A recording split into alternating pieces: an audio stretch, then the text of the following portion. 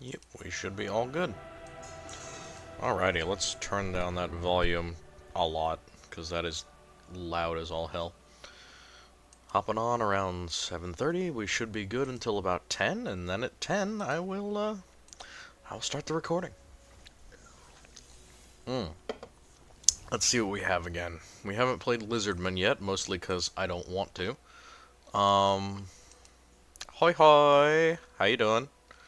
Glad to have you back. As you are the first person in, you get to help me decide what we're playing.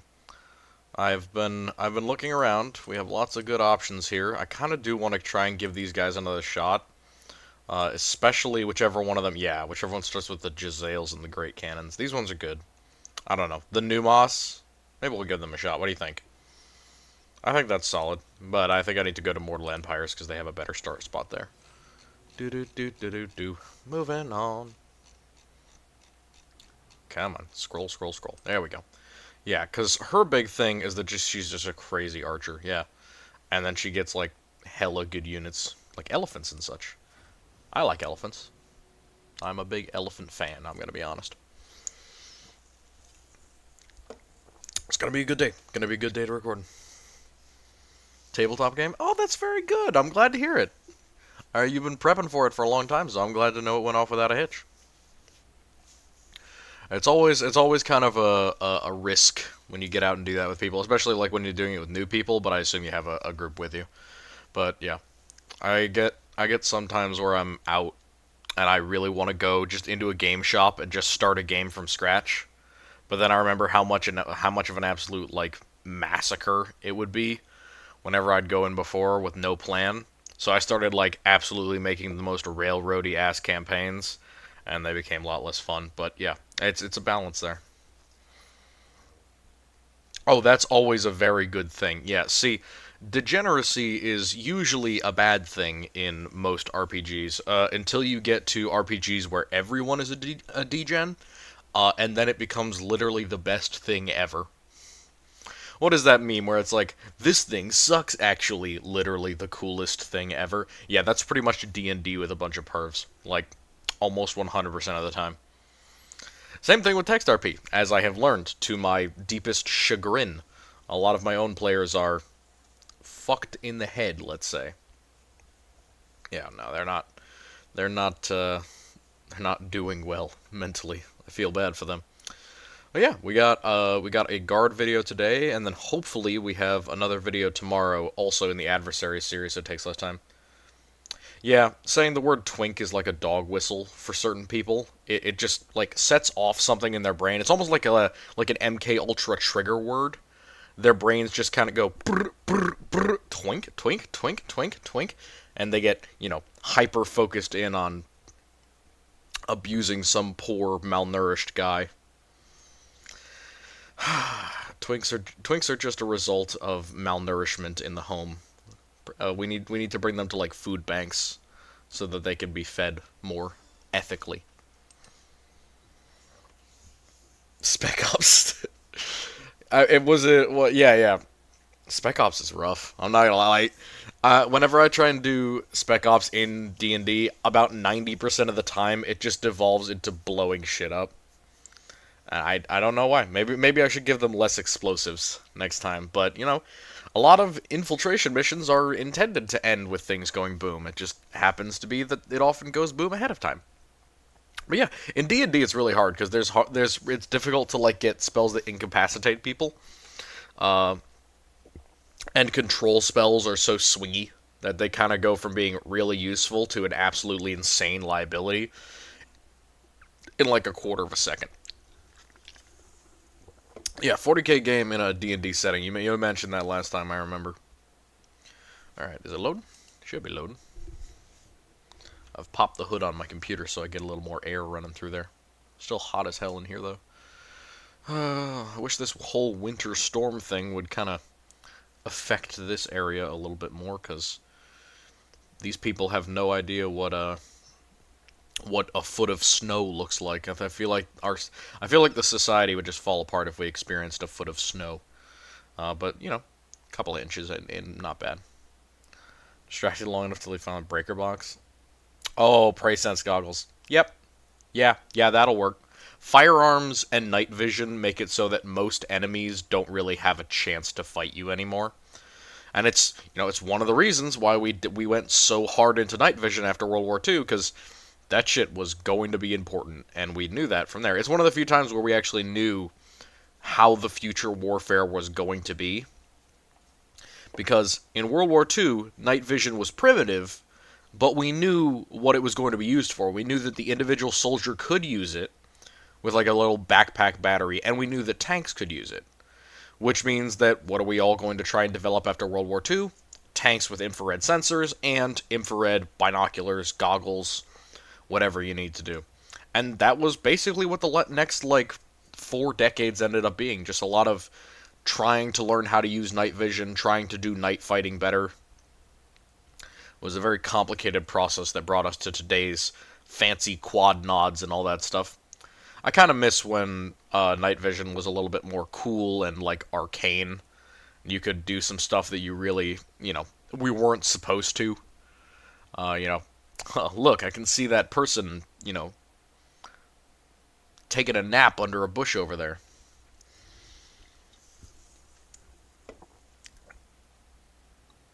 Jesus. Demonic Thunderhammer. Managed to get him to touch it.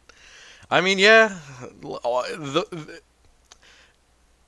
D&D players are very similar to young children. Doesn't matter how old they are. If you wave something shiny in front of them, they will follow it. And that is a very consistent theme. Demonic Thunderhammer is definitely shiny enough that I would touch that shit 100%. I mean, see, I have a preference for power mauls over Thunderhammers, and I am not a fan of power fists at all. There are very few power fists that I actually like unless they're attached to a Terminator. And, some like the Thunderstrike Gauntlet aren't terrible, but I think the, like, generic power fist, no. Cringe. And I'm a big fan of the mace. Yeah, they said they're gonna fall to chaos already. I mean, everyone falls to chaos eventually. That's just how it is. Chaos will always win in the end. I firmly believe this. Alright. Time to play as Qatar. Man, that is incredibly ironic, considering we're basically playing Scythians. Yeah. So this is what I remember her army being. She's just, like, a range, hybrid weapon specialist, quote-unquote. I also get 2 giant scorpions. Yeah. Hard fight, but I think I win. I think I win.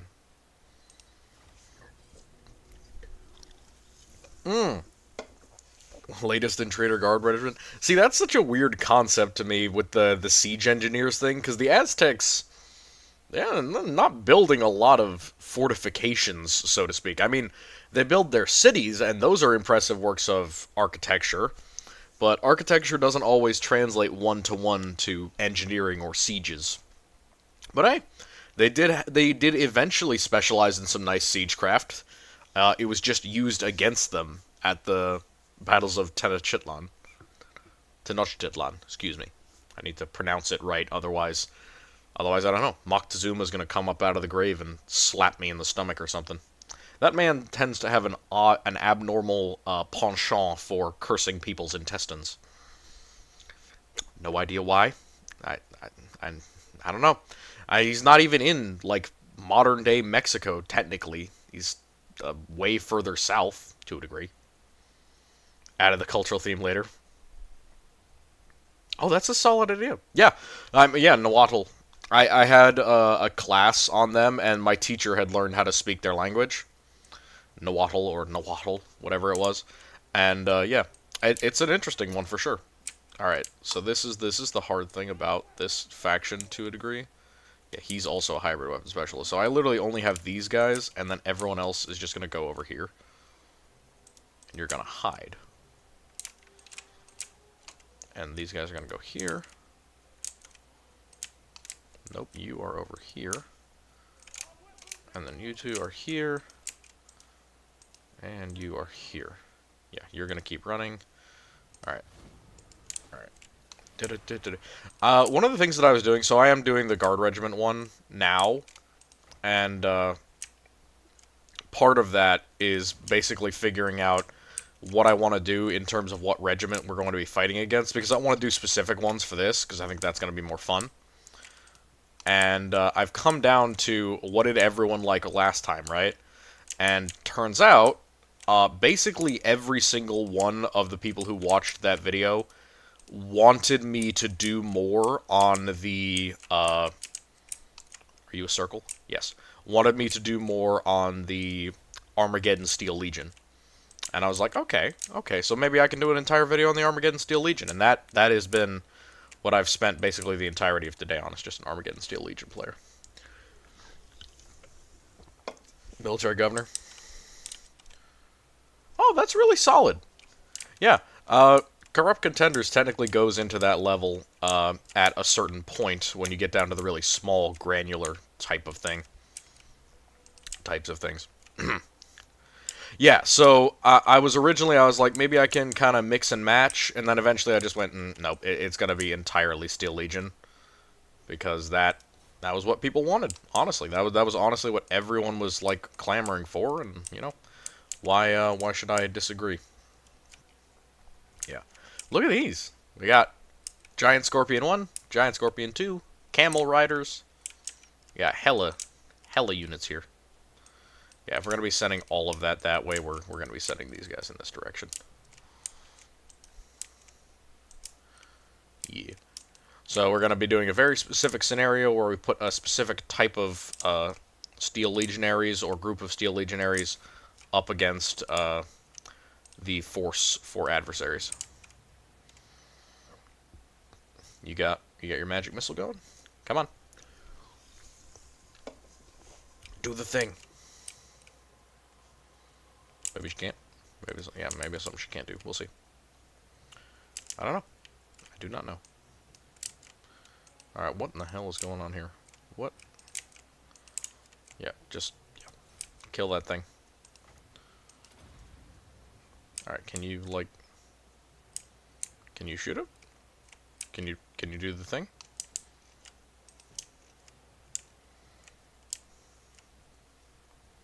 Come on. Yeah, there we go. See, this is good.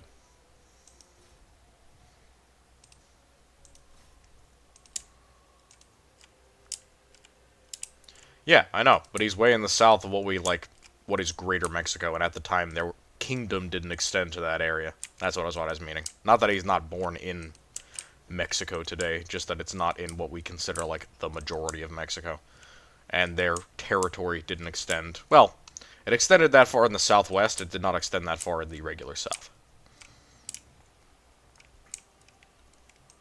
Also, good God. Why do you get Chaos Knights first round? That's not fair, I want that. Alright. Bro's got that to deal with. I should be fine to just do a funny.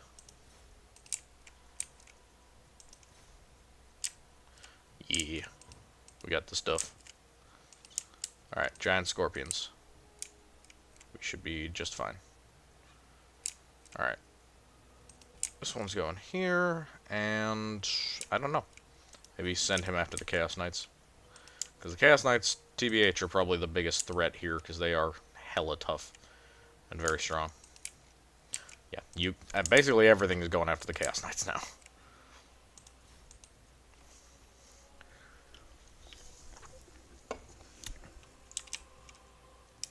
Yeah, I mean, yeah, the Guard would definitely be of great use for that. 3 regiments, I think, would probably take down a majority of, like... A majority of the 40k setting. Or of the, D&D setting. So, I don't know. Maybe they're not huge regiments, I guess. Oh. Oh, yeah, local conscripts, that would be... I mean, what would local conscripts even be in terms of D&D, you know? We're talking, like, just levies. That would work, I guess. It's just not going to be as effective as anything else would be. They're going to really suck. Could also break down the force and make them really, really hyper-specific.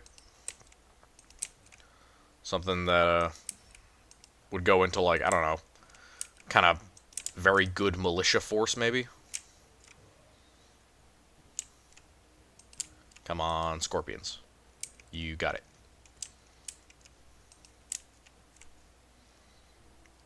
Yeah, Southland Warriors. Bolt actions and artillery.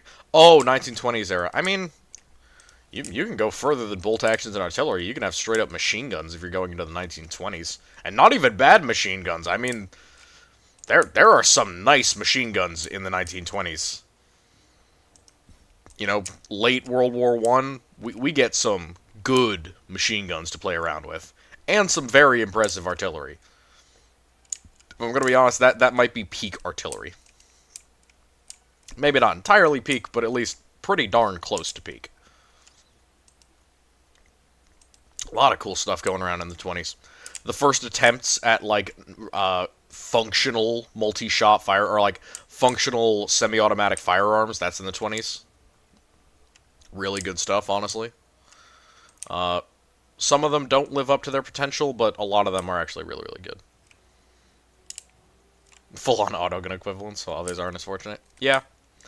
Yeah, that's perfectly reasonable, honestly. Okay, I am probably going to lose this fight, if I'm going to be honest. I set up my army stupidly, and I am going to suffer because of it.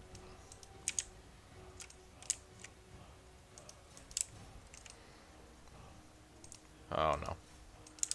See, this is just a bunch of horse shit. He's a sheikh, and yet I am sheikhing in my shoes. Yeah, no, that's it. Damn. Damn. Why are all these Middle Eastern guys so damn hard to play?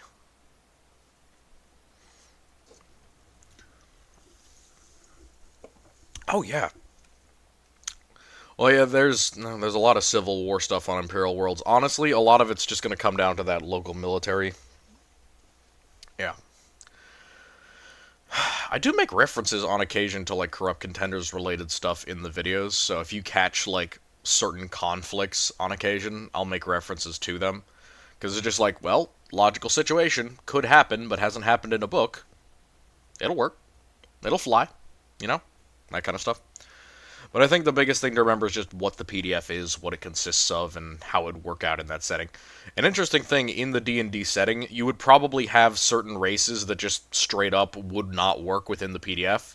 So I doubt that humans from 40k would accept... Oh, AX Cardinal. Yeah, AX Cardinal's a different thing. AX Cardinal is in a World War One planetary civil war. So, yeah, the World War concept. Yeah. Highly, it's a great book. If you didn't already read it, I'd recommend it. Because it also has that thing, I mentioned that in a recent video, the AX Cardinal Strathids. The little birds that have mind links to their riders. Those are from that same book. And they're hella cool. Honestly, the idea that we can hook our brain up to what is essentially a horse and literally command it without needing any, hands-on connection. We just kind of guide it where to go. I believe it was mentioned that the Strathids still needed to have, like, directional input from the rider's feet, but they could work a bolt-action carbine with both hands and be relatively stable while doing it on the back of this literal, like, striding, leaping bird the size of a big ostrich. It was like a cross between an ostrich and a plumed pheasant or a... What is it? Peacock. That was what it was. Something similar to that. A penny hen peacock. Alright. Come on. I just want to lose already. Come on, Total War. Kill him, you know. Well, yeah. Sorry. But yeah, that idea, that concept of hooking your mind up to, like, a weapon system or something like that, that isn't, like, a Dreadnought-sized or a Titan-sized or ship-sized thing, I like that. I like the fact that it's theoretically possible, even if it uses a little bit of Xenotech. Matter of fact, that little bit of Xenotech might actually make it a lot more stimulating, because it makes more sense why people don't use it more often.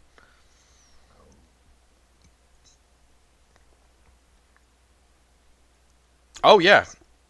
Urdesh. Oh, yeah, if they don't want to pay for Leman Russes, there's actually a couple of tanks that they could theoretically use, and not all of them are from Urdesh. There are a couple of, like, Russ-equivalent medium tanks, but things equivalent to the AT-70, you know, a medium cannon, like a 75 millimeter cannon. Honestly, I could see a lot of worlds using something like a Panzer IV and just having it. Like, all you need is the ability to weld and make armor steel. I think the planets could probably make a Panzer IV if they tried hard enough. But yeah, the AT-83 Brigand, the N-20 is technically a tank. There are versions with treads and version with tracks, and version with tires. There's half-track versions of it as well. Then the Het 7, the LAS carrier, or just the Het 7 in general. What's another one? Talked about the AT-70. Oh, yeah. The Stalker. The Stalker is like a half defiler. It is no stock tank. That's what that was what it was. I don't think you can make a stock tank without the whole demon thing, but it's not a guarantee. Yeah, World War II equivalent vehicle, so they can produce on this world. Yeah, I mean, I would highly recommend something like a Stritzwagen, like one of those half-track kind of armored car things that were used by Panzer Grenadiers, or just the classic M3 armored half-track. Well, the M3 half-track isn't really armored, but they made armored versions of it. So, yeah, not impossible. There's lots of nearby forges that you'd be able to just be like, oh yeah, and we buy some armored cars from there. I really do wonder who makes armored cars in 40Ks, because we have the Steg 4, which is an armored car, but that's like an expensive armored car. Yeah, the Steg is expensive. It has legit autocannons, like it's got a 40 millimeter autocannon, or it has machine guns, and I believe there was one that had either a cannon or a rocket launcher, something like that, or yeah, like a multi-laser, something like that. And I was like, that is a big armored car, and it fits like what 4 or 5 people. It's a solid car, and it's armored up to the level where bolt shells would have to get pretty close to their maximum velocity to get through. So, I mean, they could batter through it if you shot it a couple times or you shot it on the side. But at least from the front, they mentioned that bolt weapons would have a hard time penetrating through it. Though, admittedly, that might have been an up-armored version because it was being used by Chaos at the time. And the person shooting at it was a... It was a World Eater, I think? Yeah, it was Natarka, but there was also another fight in the same exact book where it wasn't Natarka fighting against a bunch of those damn things. Alright, time to let this dude drown to death, preferably in the desert. Yeah, no, we're just gonna go here. Lady of the Phoenix Court. Yeah, I would also say, like, tankettes, maybe, little tanks, and, trucks. That's the other thing. People always forget that, like, a huge part of World War II was just making trucks. Because mechanizing a force was all fine and dandy, but it was way too expensive for, like, 90% of the armies to do. So they would just make an ungodly number of jeeps and 3-ton trucks, or equivalent vehicles. Or in the case of the Russians, they would just steal them from their own civilians a lot of the time.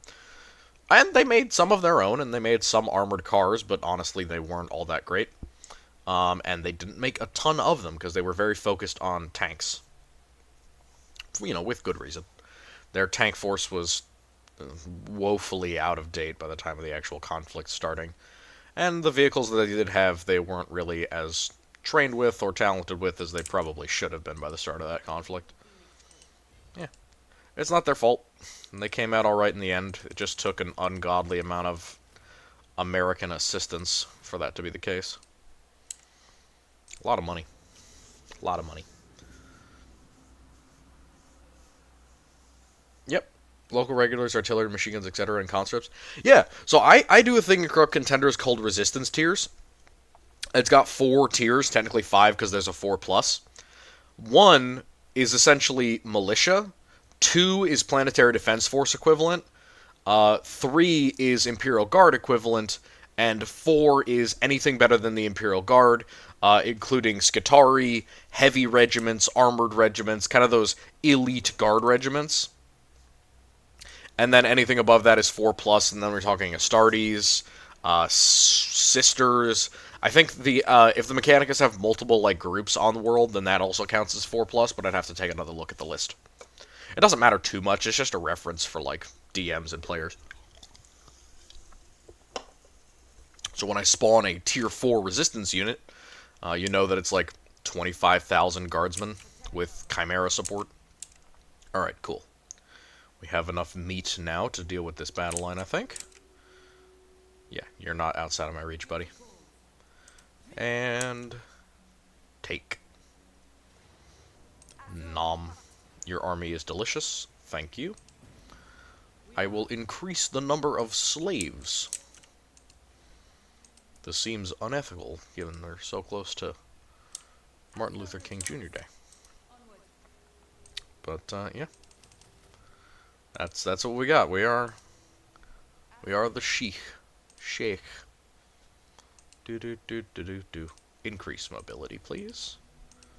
Alright, we good. Iraq. Guards were U.S. equivalent? I do not know if I would call them U.S. military equivalent. The Republican Guard? Guard or U.S. Oh, U.S. equivalent. Local regulars are Iraqi Republican Guard, and conscripts are all the other shit Iraq had. I thought you were saying that the Iraqi Republican Guard were the equivalent of the U.S. forces, and I was very confused for a second, because I was like, no, the fuck, they are not. Arguably, they're not even close in a lot of cases. The Medina weren't bad. They just got put in the most unwinnable situation ever. So, it's the Medina, Al-4. Oh, shit. How have I forgotten my Republican Guard regiments? I'm going to look this up now. Give me a second. I need to make sure that I'm not an idiot. Iraqi Republican Guard Brigades. Alright.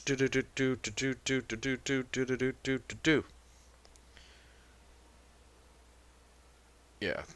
They're the mechanized infantry boys. With T-72s and such. Yeah. Formation... oh, come on. Can I get a list, please? Operational history. So, yeah. 1st Mechanized Brigade, 10th Armored Brigade, but it doesn't give me the names.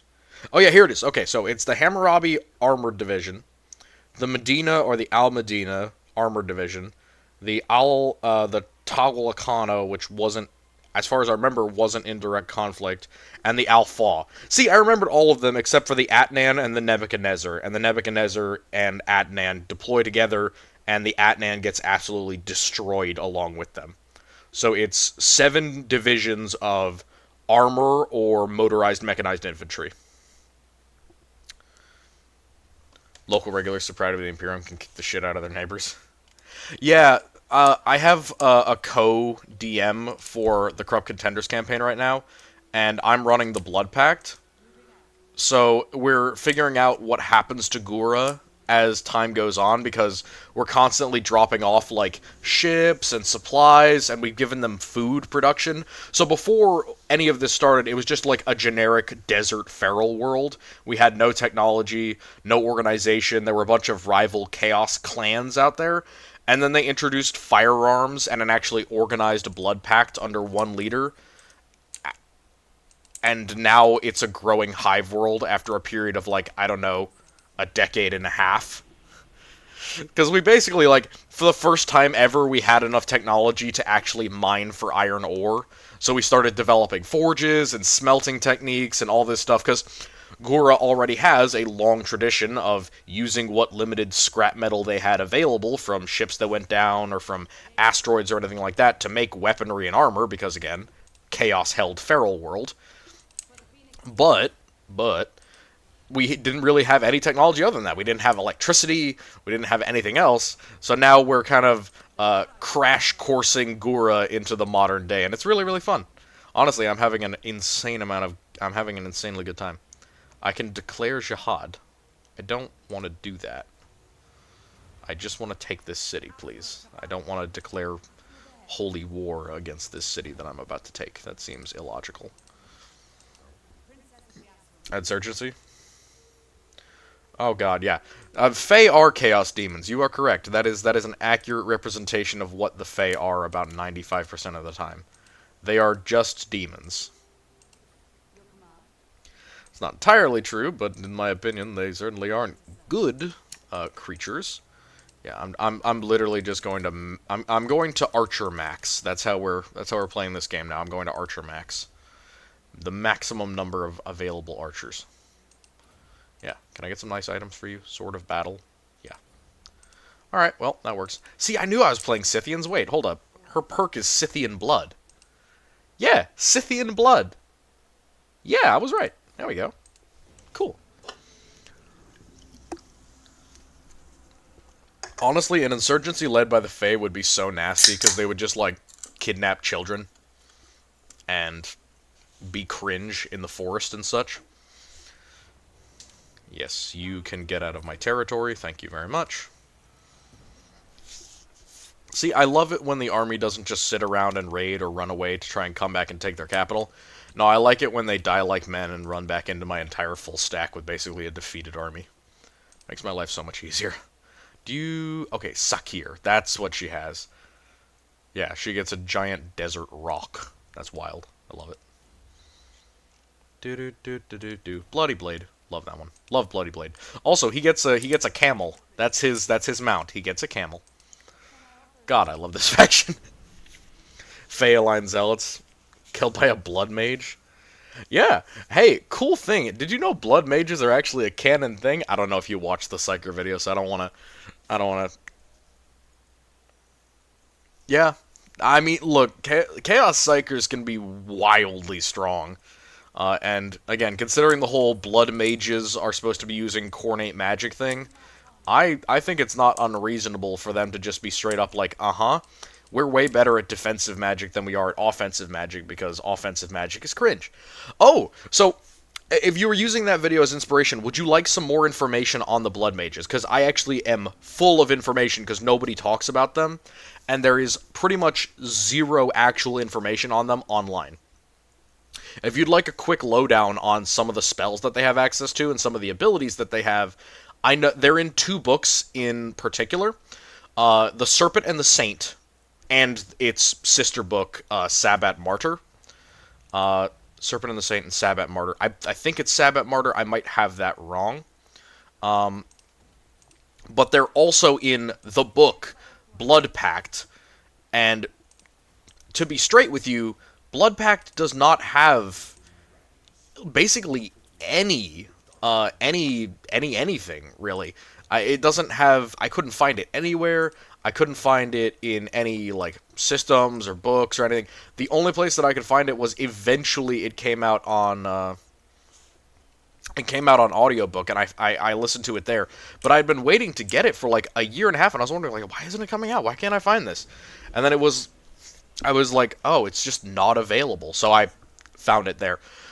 So there are two ones that we know are canonical. There is the sister and her twin. Well, okay, the twins who are in a different book, they're on Jago. So they're in a different book. So I don't know if they're blood mages. I think they might just be witches, who are more psychers than blood mages. But the two confirmed blood mages that we have, oh my god.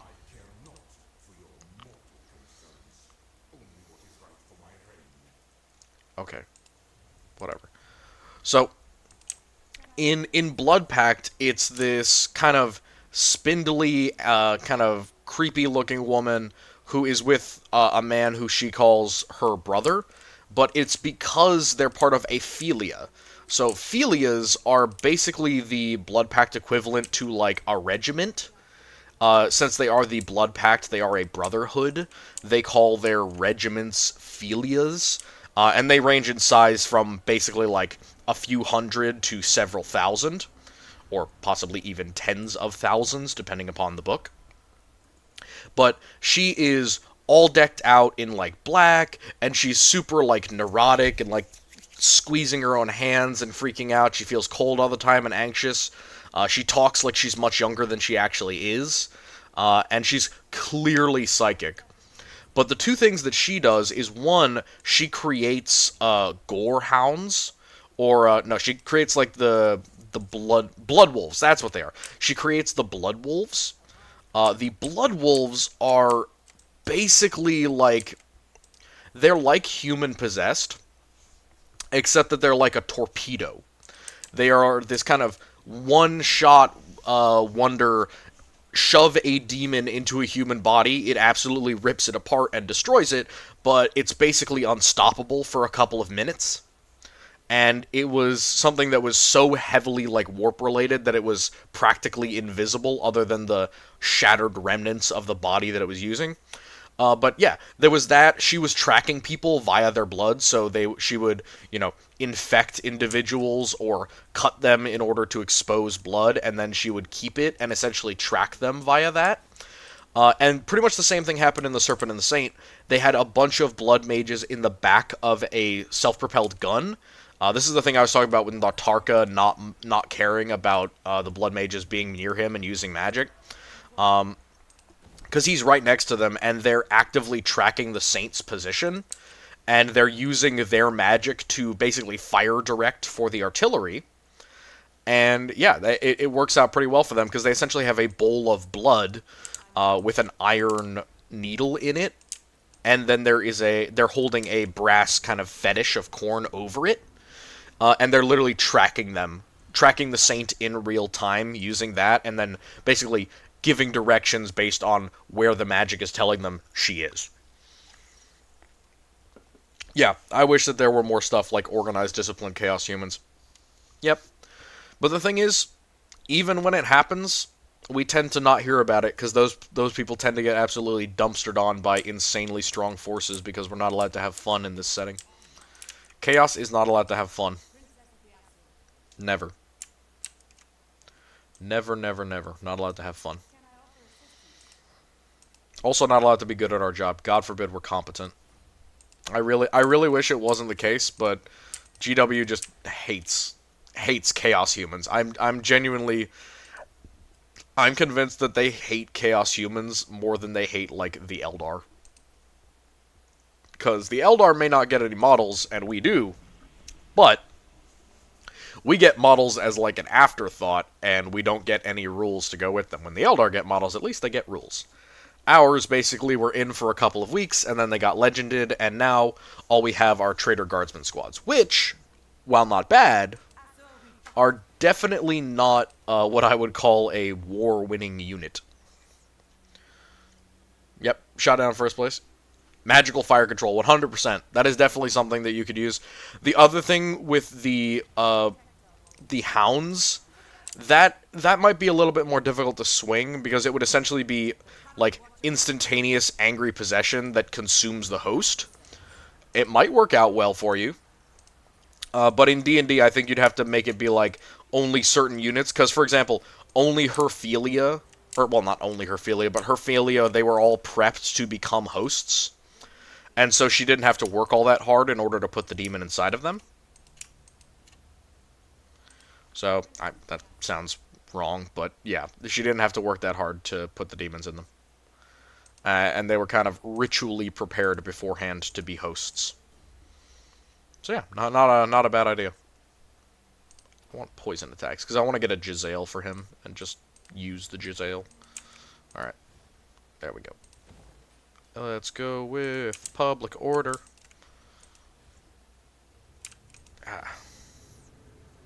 Oh yeah. What's this stream about? Well, we are playing a video game, and we are chilling for a couple of hours.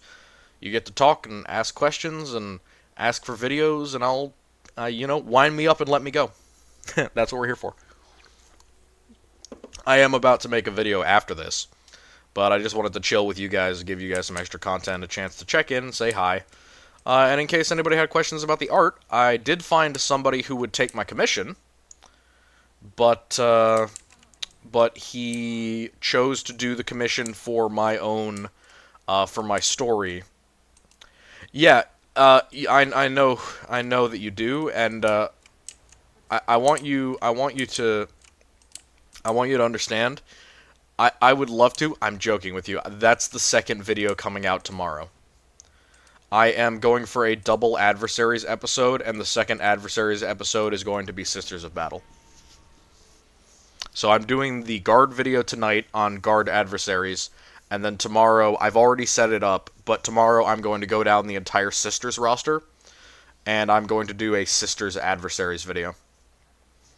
What would you like to see them fight against?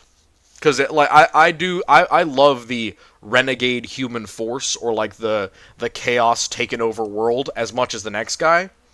But I understand that it would be hard to justify sometimes, because the sisters don't often run about the galaxy amok and just abandon their holy places. They tend to be on the defensive.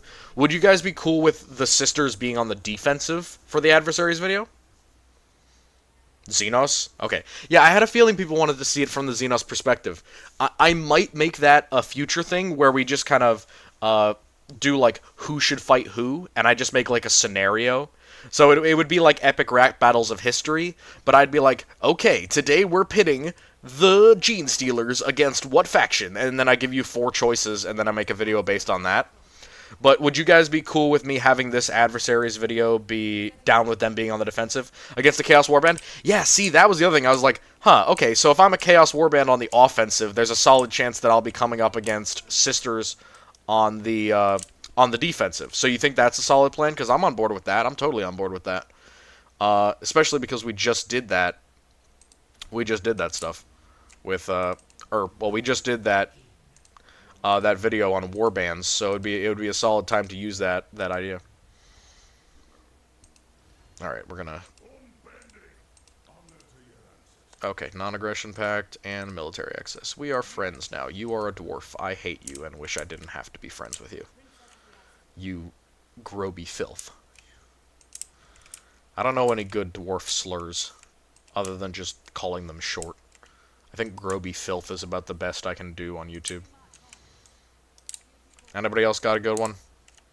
Stunties? That works. Beardless something? I don't know. Sisters Flyers, what roles would be? If I were to create Sisters Flyers? I mean, do the Sisters not have aircraft? I thought they had, like, Valkyries, at least for transit. Do they not have aircraft? I thought you had some. Lore question: how many sisters are there? Oh, fuck. Also, by the way, the roughly 1,000 chapters of 1,000 Marines, that's bullshit. Again, like I said, they'll never be at 1,000, and I severely doubt that there are 1,000 full chapters. If a chapter gets decimated, they usually will, at least I would assume, they probably rebuild another chapter instead of going with the same failed idea. For example, if a chapter falls to chaos, they probably don't fill that gap. They make a new freaking chapter. It saddens you that they don't have flyers? I feel like, no, didn't they have a flying unit? There was one that, like, the Death Watch had. Didn't they have something like that? I mean, if not, I would say they do the same thing that the Guard do. They just rely on the Imperial Navy. Yeah, exactly. I was going to say, like the Guard do, you just rely on the Imperial Navy. The Imperial Navy is very generous with its air support and air cover.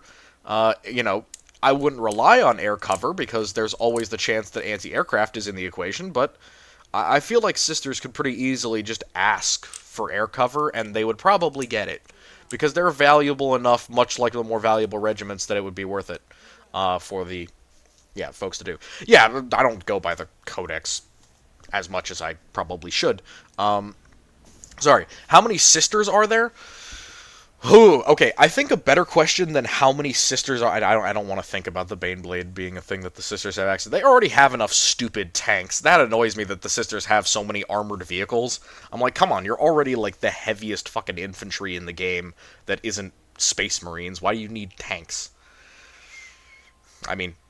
yeah, and the reason is because of how they deploy. They don't deploy in regimental strength. They deploy in sisterhood strength, which can be between 5 and, like, 5,000 sisters.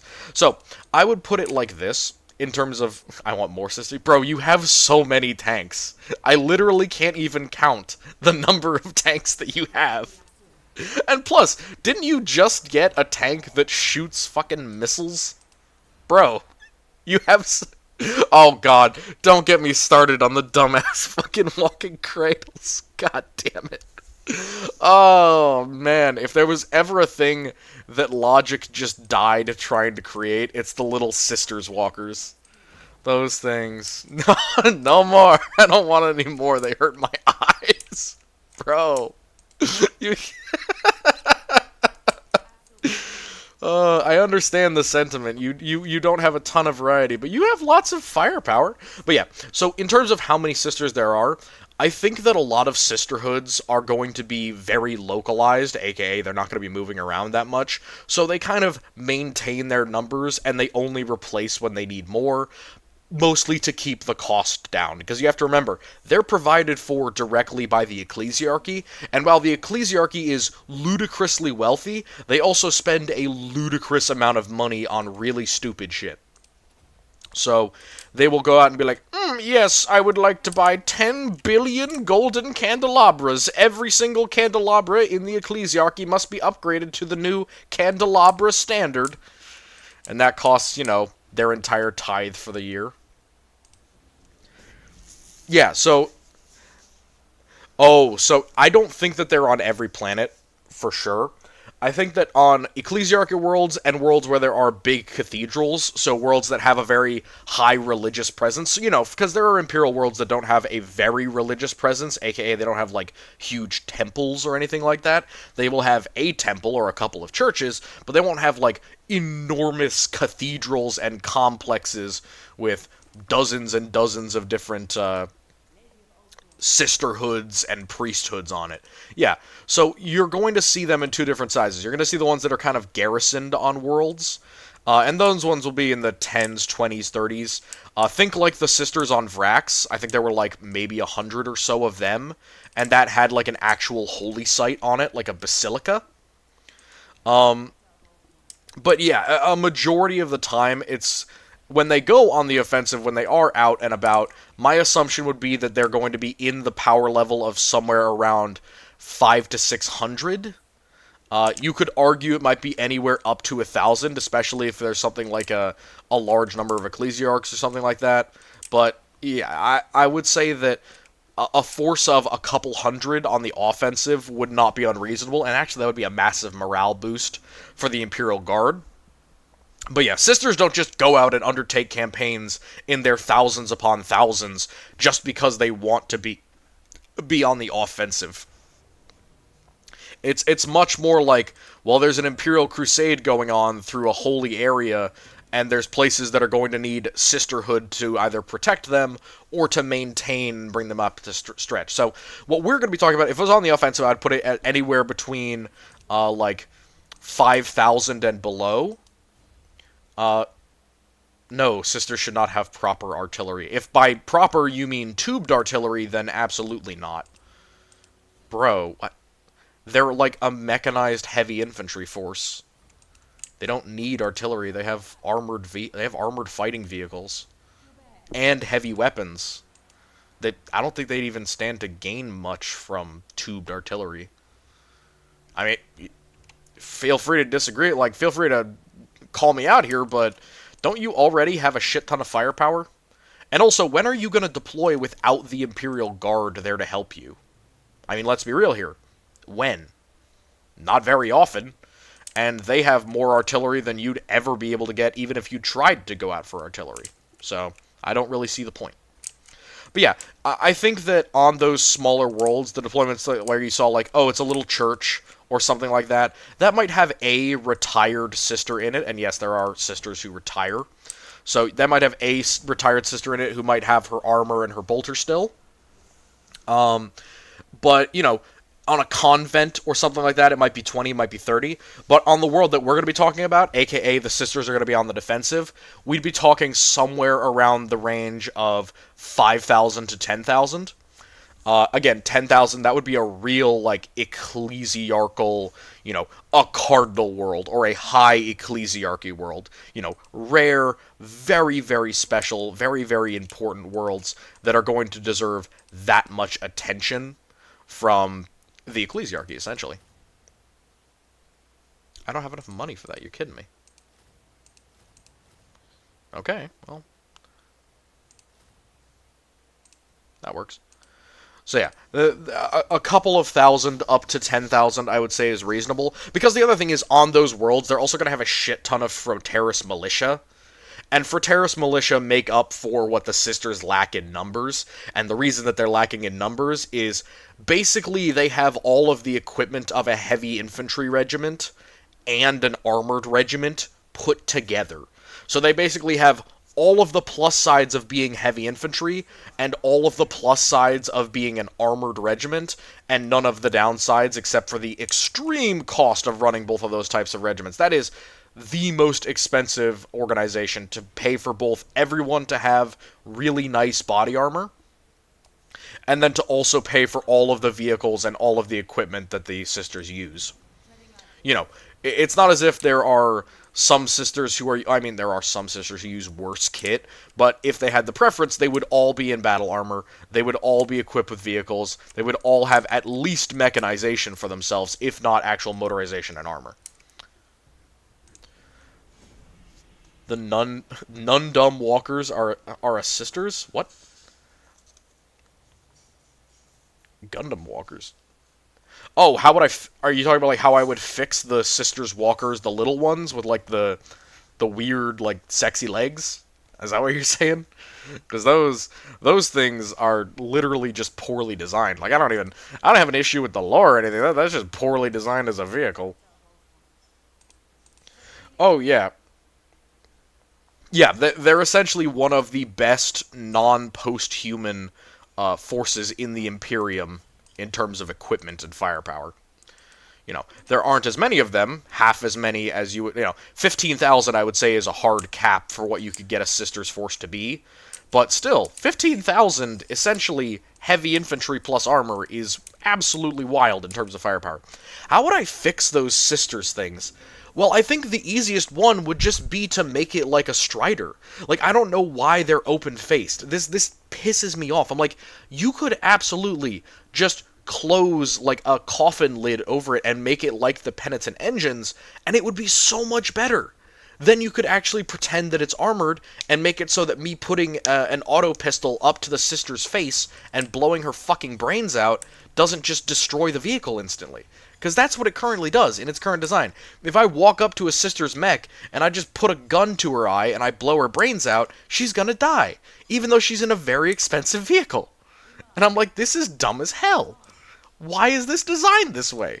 Open-faced is stupid. I don't think that they're intentionally destructive, buddy. I don't think... I usually follow the standard of humans do not make stupid things intentionally because they are stupid. Humans make decisions because they are logical, and they're trying their best to make sense. Sometimes they fail in that attempt, but, they still try. Something something Shield of Faith. Yeah, that's the other thing.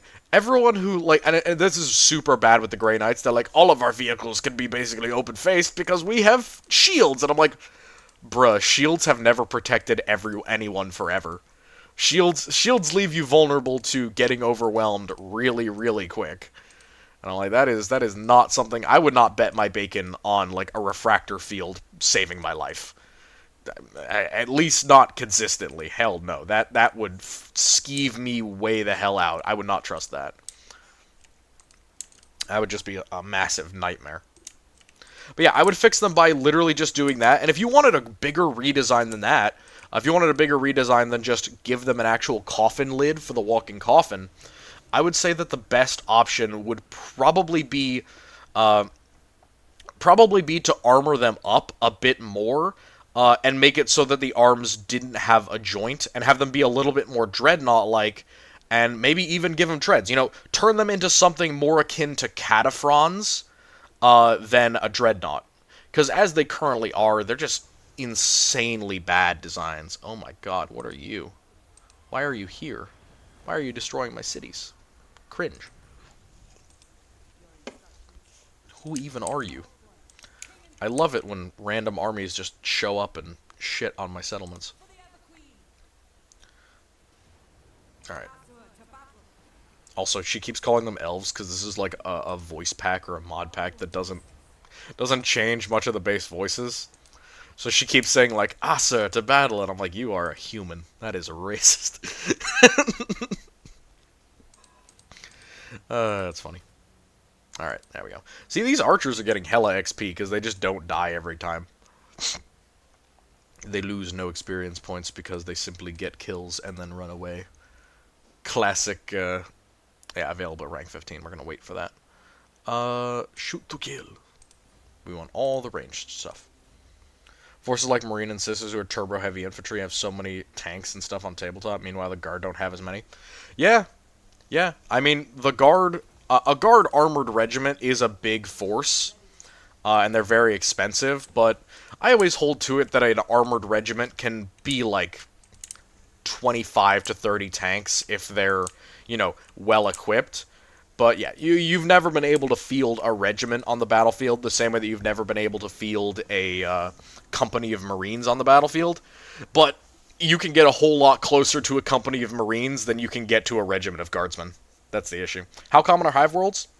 Realistic PopCap. Oh my god. Okay, so how common they are. The Imperial Lex, or the Lex Canon, says that hive worlds make up 80% or somewhere around that of... like the Sturt? Oh, they do. The Imperial Guard don't use them, but the PDF do. And some Imperial Guard regiments that aren't as wealthy use them as well. The AT-70, you might want to look into that. And the N-20 as well. But, yeah.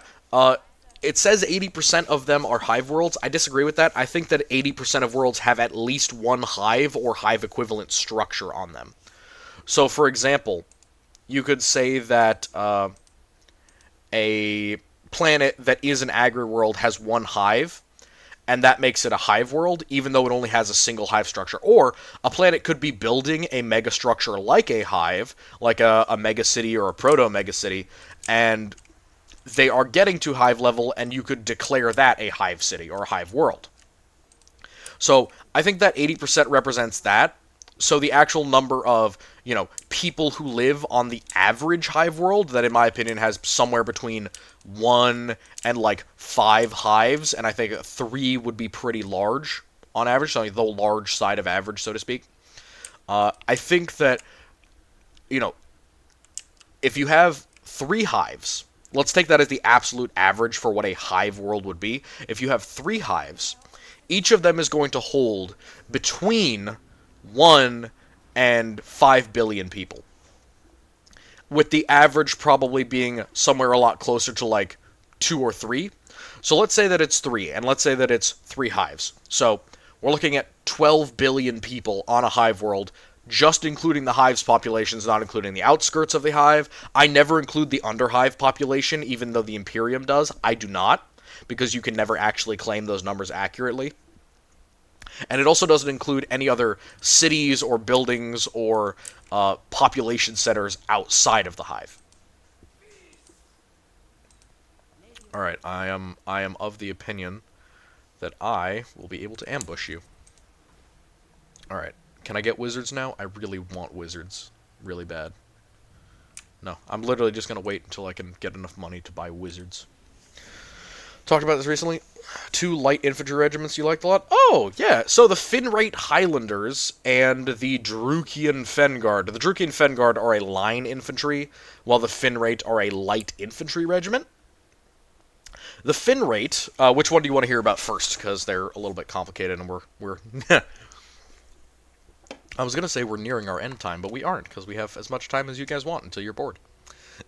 So which one do you want to hear about first? It's the Finrate Highlanders and the Drukian Fenguard. Yeah. So I'll give you the lore of them, and then I'll give you the lore of, you know, why I'm saying this about them. Again, to be clear, this shit is all theoretical when I talk about a lot of regiments. This is stuff that I have created and weaved into the mythos from stuff that has been canonical at one point or has been detailed at one point, and I've expanded upon it. You could call it whatever you like. I just am including it as part of the mythos. The Finrate Highlanders. Yeah, great for light infantry. The Finrate Highlanders, they are Scottish, but their big thing is that they're essentially the world's worst, or the world's best saboteur infantry. So what they do is they move out in these big, like, family groups or clans, and that makes up their companies slash regiments, depending on the size. And what they do is, father to son, they essentially teach each other how to do guerrilla warfare and sabotage tactics. So, Finrate Highlanders, they carry all the supplies that they need on their back so that they never need logistics. So, for example, they will have all of their food, all their supplies, explosives, extra ammo, etc., all of that literally on their person at all times. Meaning that when they go out way deep into enemy-controlled areas, they're going to be able to just appear in areas they weren't expected to, and they'll be able to sustain themselves essentially forever. So, that's what the big thing with the Finrate Highlanders. It is this idea of, well, we don't fight in the battle line because we're lightly armed and armored, we don't have a lot of special weapons, but set us loose in the enemy's backline and we'll make them wish that they were never born, because we can appear, strike a train or a supply depot or a random camp in the middle of the night, and then we disappear again off into the mountains or off into the woods, because no one can run as far or as long as we do, because we essentially are carrying months and months worth of supplies in our backpacks. So that's their big thing, and I like that idea a lot. So Dante Wild, who is my Bloodpack character from Black Crusade, who has become a big part of my mythos and extended universe legend, he was originally a Finrate Highlander. His regiment was defeated and he was captured. His family was slaughtered because, of course, they were part of the regiment. And he was recruited to the Blood Pact after the ship that was taking him as prisoner was invaded by essentially Pact Sons, who were taking anyone who had military experience to join in the Sabbat Worlds Crusade, and that's how he eventually became a Pact Son. And then he was sent out on loan to the Word Bearers, and that was where our Black Crusade campaign started. So that was Dante's story, and he has a lot of lore behind him, Mr. Dante Imoth Wild, and he goes on long after the Sabbat Worlds Crusade is over. And I have a whole multiple stories of him, because I spent a lot of time with that character, and I love him. But yeah, that's the Finrate Highlanders. So they operate like that. They have some snipers, but really they carry very few heavy weapons, or even support weapons, honestly. They keep that to a minimum, because all that it would do would be slow them down, essentially. And they want to avoid that at all costs. Sorry. Need space combat? Do they have space flyers like Thunderbolts and strike aircraft? So they don't necessarily have strike aircraft. They have smaller Tyranid bio creatures that they will essentially spit out at other ships, and that will be the offensive ability that they have against them. But they also have the ability to deploy a ton of them, so that they can send multiple different units out. So they can essentially swamp ships with borders and stuff. And then in addition to that, they have bio-acid cannons and stuff like that. So their combat is a lot more vile and disgusting than most Tyranid combat. But it is also... See, in space is where the Tyranids are kind of least effective, because it's the one spot where they can get killed without gaining any biomass. So they don't really have those kind of fast fighter or attack aircraft. They use gargoyles and harpies for that, but it works a lot more like trying to use birds against cars. They're not nearly as quick. So things like Harridans, Hierodules, all that kind of stuff that can exist in space or can be modified for space combat, yeah, they're not nearly as good, and they kind of just win by being a giant swarm, and they kind of mob enemy aircraft a lot of the time, so that's their biggest kind of tactic. It's not great, but it works. Yeah. They're super good as a guerrilla force, the Finrate Highlanders, because they essentially just make your logistics a living frickin' nightmare. They're such a pain in the ass to fight against, because it's welp, we lost another group of supplies, what happened to them? No idea. They're just, all of them were one place at 1 second, and then everybody died. So, Drukian Fengard. The Drukian Fengard were part of another campaign idea that I did. oh crap, what was it called? Pitch Black Mud. That was what it was. Pitch Black Mud was the original campaign idea, and it turned out really well. I played that multiple times, that campaign. Canonically, they come from Druk 4 or Druk 5, which is a literal swamp world. Like, it's an infested swamp. Or not infested, but it's like a gross, fallow swamp. So, in the art and stuff, they're always shown with these big-ass rebreathers, and I was like, I wonder if that has to do with their combat. So I modified them where they're like, oh yeah, we literally, we like intentionally flood areas, or we set up in areas specifically that have a ton of water or a bunch of swampy terrain, and that's just how they fight. They fight knee-deep in shit. And that's also kind of the tenor of their regiment. They're very like, oh, we're hard asses. We're all these other pansy guard regiments needing barracks and protective equipment and clothing. Nah, we're just here. We're here to fight. We're here to kill. We're on the move. We're fighting in the Vietnam, swamp jungle. And that's their kind of super macho, masculine thing. But yeah, it works out well for them, and they have some pretty good talents with it. Hi, how you doing? Luna. What about Luna? I've talked a little bit during the Heresy video about what I think should have happened at Luna, but what do you think about Luna? What are you asking for? I'm not a Heresy nerd, so I can't give you like blow by blows if that's what you want, but I can try. I can try my best. Alright, you guys are going to go there. Man, these guys are getting their asses kicked. I guess they are kind of Tier 1 infantry against Tier 1 infantry. If I remember right, it's the Alpha Legion against someone or other. Sons of Selenar. Yeah, it's a good book. I've heard it was pretty darn good. You definitely want to, like... I think one of the best chilling moments is just, like, Alpharius in general. But definitely the entire book seems pretty good from what I've heard. Have not read it myself. Then again, I have not read a lot of the Horus Heresy.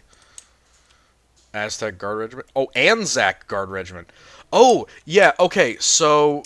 Okay. There was one, the Rowan Deepers. I think you should look them up. They're not confirmed Anzac, but they are like an engineer siege regiment that would be, they'd be in like khaki fatigues, and they had that kind of, I don't know, I wouldn't call them entirely Anzac, but at least Australian. At least Australian. That's what it seemed to me by the whole, like, well, khaki fatigues, and, they're really down and dirty, like, sweaty working boys, miners, stuff like that. And they had that kind of 101st American vibe to them. Whether you wanted the American vibe or the Anzac vibe, I would say look into the Rowan Deepers, and then you can decide for yourself how you want to use them. Definitely.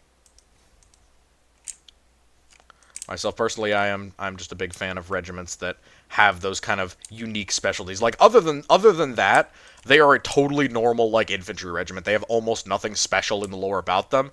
But in the actual book, they're talking about how they're setting up like siege lines and they're digging under a bunch of protections and like not trench walls and stuff, but yeah, things like that. Yeah, I'm a huge fan of motorized regiments because I feel like they don't get used enough because people don't know what to put in them. We have the A7V Pegasus, basically, and that's pretty much it. So, I feel like people creating homebrew armored cars or using, like, oh, we just use the Steg 4, or even the A7V Pegasus, all of that is good, and I'm a big fan of those kind of homebrewed motorized regiments. They're very cool. Alright, can these guys just break now? They're chewing up my stuff. This is not fair.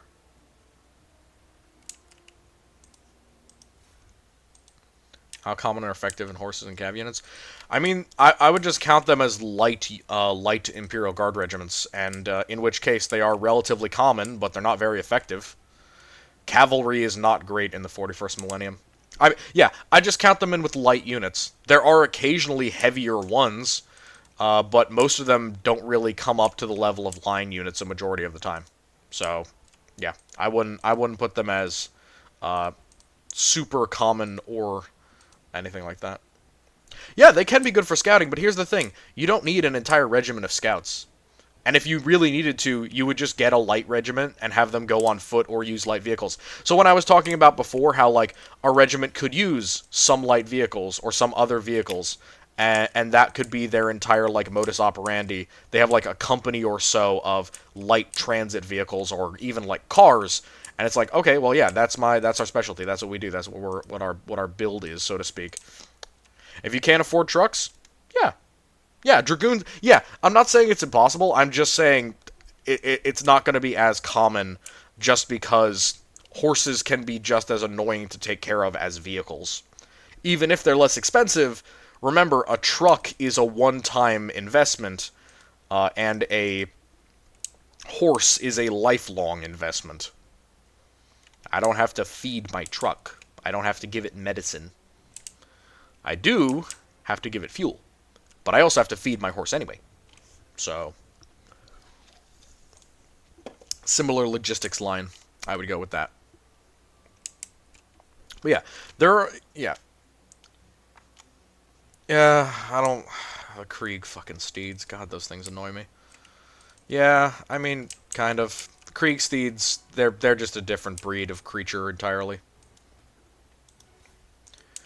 I honestly, I just think that there's a lot of mechanics going on within them, and that is what gives them their insane durability. But you could argue any number of things are wrong with the Krieg steeds, and you wouldn't be wrong.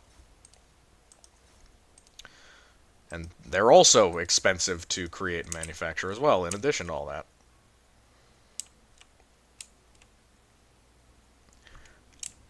I don't know if there are any dragons in 40k. I know that there are some things that are close. Planetary light tanks. I mean, I can list them right now, if you'd like. I'm probably not going to be able to list them in the description, but can I write them in chat? Would you be cool with that if I wrote them in chat? And then you can have them? Would you be cool with that? Also, I mean, there's also just going to be ones that aren't going to be listed, like, under an article or a name. There will just be ones that exist because it's impossible for them to not exist. AX Cardinal, for example, they eventually make tanks that are equivalent to the, like, Mark IV British tanks from World War I. It's doable. They don't have a Lex page or anything, but, you know, those land ship type tanks that were made during the First World War, that's technologically not out of the reach of your average Imperial world, even a civilized world. You're gonna get a pen? Okay, tell me when you're ready, and then I will speak them to you, my friend, or I will write them for you, I suppose, if you'd like. Okay. This is not going well. I am losing heavily. Gosh darn. Can these archers get some more firepower, please? Best homebrew for Cavassaw? Yeah. Yeah, I mean, yeah, with having shoulder fire, I almost always keep to the fact that shoulder fired rockets are way more rare than they should be in 40k, because in reality, tread feathers and like single use rockets should be everywhere in 40k. If all these regiments can get crack grenades, I do not believe you if you tell me that they can't have something like an RPG-1 or something like that. That shit is light and relatively cheap. I think that would be entirely adequate for, you know, your average regiment to get. But since we don't see them at all that often, it must be that for some reason they are more rare than I think they should be. I am not the arbiter of how rare things are. Yeah, exactly. Yep. Plasma guns and rocket launchers should be everywhere. Alright, so are you ready for me to list them off? My Bone Man? Give every guardsman a Panzerfaust? If you have a hunter-killer regiment, yeah, give every guardsman a Panzerfaust. Pretty much. Treat it like 1940s Germany. All you kids are getting rocket launchers. It's time to go kill some Shermans. Come here, 16-year-old child. I have an anti-tank rocket with your name on it. What a time to be alive. Not a good time, but a time. I can go to Boy Scouts and the very next day I get issued a Panzerfaust. Hell yeah. Quite frankly, hell yeah. I too wish to penetrate 90 to 180 millimeters of rolled homogeneous steel at any distance. Okay, melee, please, God. Alright, so here's the list of light vehicles. Apart from the generic, any world can make a vehicle just with the technology that exists in 40k. Yes, also cultists should be able to use them more often than they do. Here are the ones that I would list. The N20, and I'll write them as I say them. So, N-20, the N20 from Urdesh, the AT-70 Reaver, the Het 7 and Het 7 Las Carrier, the Steg 4,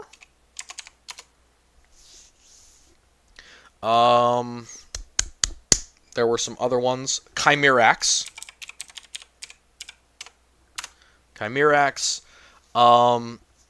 land ships,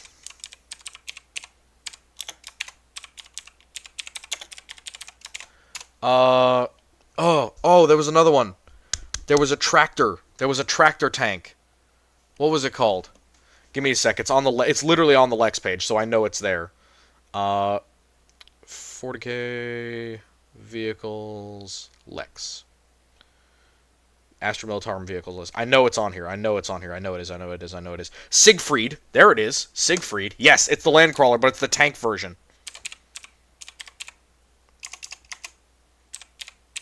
Siegfried. So I've gone over the N20, the AT-70 Reaver. The AT-87 is a heavy tank, equivalent to the Leman Russ, but it is not a light tank, so I won't include it in this list. It's just a, it's a heavier vehicle. Again, more standard analogous to the Leman Russ than it is to the anything else. The Scylla is an anti-tank weapon, so it's not considered a tank. Let me think. Is there another one? No, I think. No, not a Bob Semple. Though the Landcrawler could technically be equivalent to a Bob Semple. For sure. For sure that is a thing that it could be. Alright, maybe I don't lose this fight, even though I am being distracted. Am I forgetting anyone? Am I forgetting any of the tanks? Someone tell me if I am, please.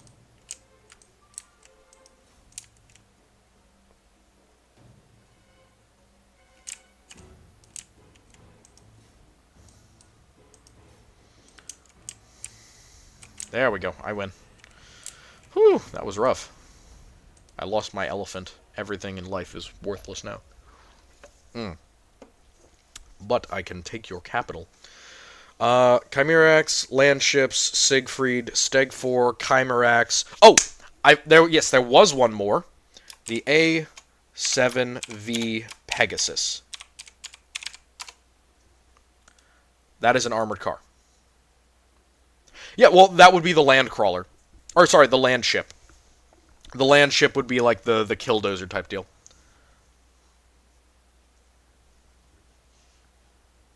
Oh, I think you mean Goofy?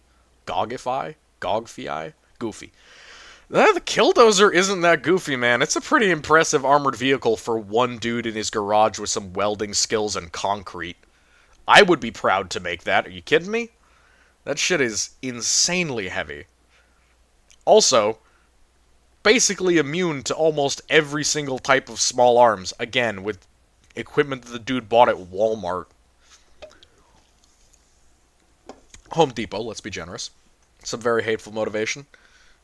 Yeah, well, push a man to his limits and all that kind of stuff. N22. Exactly the little lines of text. What's the N22? Oh, it's talking about the N20, and it's a mistype. It's a typo. Don't. It's not the N22, it's the N20. Yeah. The N20 either has like a 40mm cannon and a turret, which is wild to me, or it has no turret, or it has tracks, or it has wheels. There's like 7 different canonical versions of the N20. And I love it. Oh yeah, the Bob Semple is kind of sad. What caliber are heavy stubbers? Can't decide if they're... Oh, so it actually varies. I put the numbers as anywhere between 15 millimeters and like 5.56, so 223.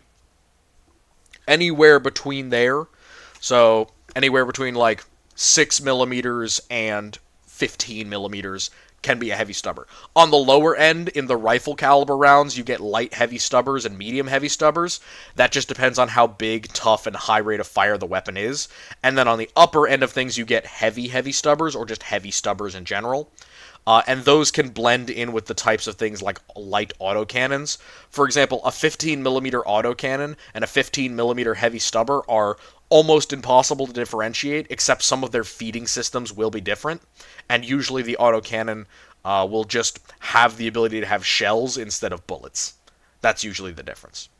So there is no like changing out 50 cal so that it does 5,000 different things. Pretty basic things like Raufoss would be an option for a heavy stubber. Armor piercing rounds for sure. Phosphorus rounds for sure.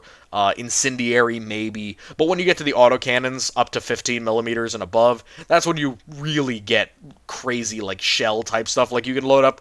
My favorite one is 15 millimeter high explosive or 15 millimeter flak. And you just kind of load up your heavy machine gun size thing, something like the size of an MG42. There's actually a version of this that Dante Wild, Dante's weapon of choice was an MG131 filled with armor-piercing ammunition. So it was solid steel, armor-piercing 15 millimeter ammo in the form of an MG131. Oh, 141. And I love that because he would brace it with his feet. He would lie on his back, put both of his feet on either side of the barrel, where there was like a steel thing that he would hold it by, and then he would lean back, put all the recoil into the ground behind him, and basically fire it using his feet as a way to stabilize the weapon. It was a really cool system that I kind of came up with the MG41 or the MG141 because it was originally intended as a vehicle weapon only. It was made for aircraft, but you could technically bring it onto the ground because it wasn't like a specialty solenoid fired or anything. It was legit like that. It was very cool. So sorry. Oh, reminds me, give you. Oh, what do I think the Las Fusil? Is that similar to a Laslock? Because those are pretty okay. I'm not gonna lie. I'm a supporter of Laslocks. Player's gift, legally distinct Solothurn 20mm anti-tank rifle, what I call the troll killer rounds, adds more damage but less penetration. Yeah, it would essentially just be high explosive. And by the way, I am a massive fan of the Solothurn, because it is the main armament of my favorite tank, or one of my favorite light tanks of all time, the Toldi Mark the Toldi Mark II and the Toldi Mark I, but the Toldi Mark III and part of the Toldi 2As were equipped with a 40mm or a 37mm cannon instead. And I like them both, but I think the Solothurn, because it is equipped to so many cool tanks, it's absolutely one of my favorites. I love it a lot. Yeah, I agree. The Guard should have armored bikes and cars like the GSC. You know who else should have them? Fucking Chaos. We should absolutely have bikes. I want Chaos Ridge Runners so bad, I would sell one of my toes for Chaos Ridge Runners. Like, cultist bikers. 100%. You wouldn't even have to change anything about the sculpts. If you just ripped the head off of the Gene Stealers and you put a cultist head in their place, it would be a perfectly good thing. Big Brother. Oh, never mind. I know what you're talking about. Yeah, so this is... I don't think this was an equivalent of a las cannon. This was more like a hell pistol with extra shit, right? It was a thing where it fires a continuous beam, or was it like the handheld las cannon? Because from what I remember, it was like a continuous beam. But I might be remembering wrong. That's entirely possible. Alright. I now have a wizard in charge of everything. Alright, wizard man. You need better armor, better money, better weapons, better bitches, my shoes better, my dress better. Alright, now you have regen. There we go. All of the stuff that was on her is going to you, because she's going to be down for like 10 turns. Alright. There we go. Is there anything decent? I need an enchanted item.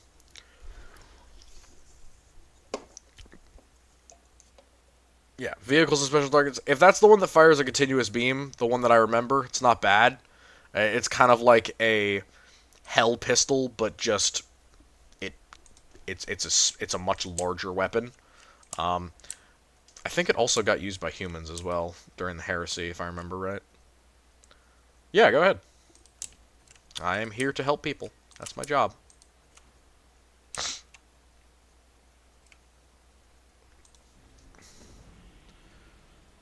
Okay, so you're describing a hell gun. Just saying. That is what you're describing. But I see. All right.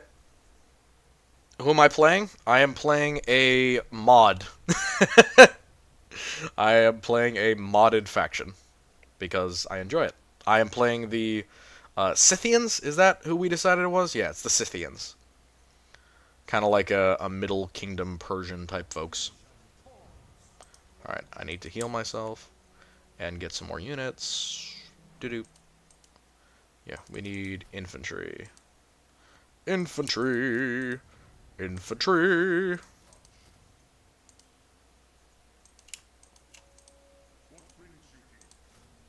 Yeah, just here for 2 turns, get our health back, get our infantry back, and we should be all good, fine, and dandy. Demonic Thunderhammer? Uh, downsides of using demon weapons? I mean, the biggest one is just visible mutations over time. Are they a space marine or are they a human? Because that matters a whole lot. Because if it's a human, the demon will try and slip its bonds and enter their body. But if they're a space marine, it might try and be a little bit more subtle. Because a demon can absolutely try and force its way. Yeah, no, the demon is going to try and eat them. It will try and enter their soul and completely possess them. Especially if they're using it and they're a loyalist. Oh my god, the demon will not like that. And it will do its absolute goddamn best to try and possess them. So, yeah. That's really unfortunate for them. Why would a psyker do that?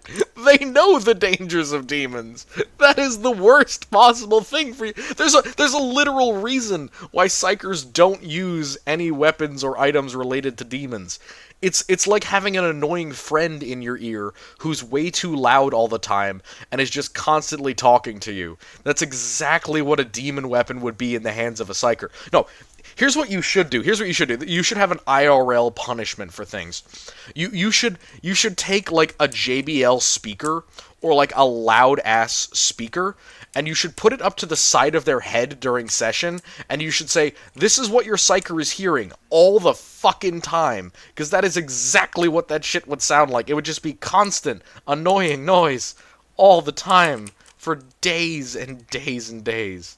Just nightmarishly annoying, for sure. Yeah, that is a horribly bad decision on their part. Yeah, tank hammer. I mean, why not just do what the orcs do and attach a fucking rocket to the end of a stick? Die like a real man. Have you thought about doing an army breakdowns for fantasy or AOS? No. I mean, I shouldn't discard that out of hand. I will never touch Age of Sigmar. Just a personal thing. I don't have any issue with it personally because I was never that invested in the tabletop version of the game. I was only invested I was never invested in the in the tabletop version of the fantasy game. The only fantasy things that I was a big fan of was like these games and such. So I don't have an issue with it in that way. I have much more of an issue with it in just I don't care, so I never really got into it. The other thing is that a lot of those factions in fantasy don't have what you would actually call an organized army, and I would just be going over a bunch of units that we kind of see once and then disappear. And let's be honest, if I'd made my channel about that, or if I did a lot of videos about that, you could just play Total War, and I would be entirely redundant. So, unfortunately, no, I'm probably not going to do that, even though it does seem like a good idea, and I think it would be fun. I think that just playing this game, honestly, would be an easier way for me to tell you about Warhammer Fantasy. Because the only thing I would do it for is for fantasy, and one of the only things that I care about in fantasy is chaos and demons, and like the Norskins. And beyond that, I have very few interests in fantasy. I care about all of the factions in 40k because they all interact with chaos. But in fantasy, it's like I don't give a shit about the dwarves. I don't give a shit about the elves. I don't give a shit about the like humans even like I don't Empire. Who are they? Like it's not a derogatory thing. It's a great game. It has very enjoyable lore. And obviously, I enjoy the absolute heck out of the games. I've been playing this for thousands of hours now, but I never was on the tabletop, so I never had that type of connection to Warhammer Fantasy. And AOS, I was just like, okay. I wasn't even interested in the original version of the game. I had a box of Skaven at one point. I don't know where they went, but I did not. I did not build them, unfortunately. Mm, yeah, I might do like army buildings. Like one of you mentioned, I should try and do like some list building, and I was like, okay, maybe I'll do that. Maybe I could do it for AOS or for Warhammer Fantasy theoretically, but I'm just not good at it. He sends some demonic whispers across the broadcast the entire hive, force the planet to have a purge the entirety of the hive. I mean, that might work if it was going for a couple of, like, years, but if you just do it instantly, that's not going to result in a purge. That's just going to result in someone trying to turn the damn broadcast off.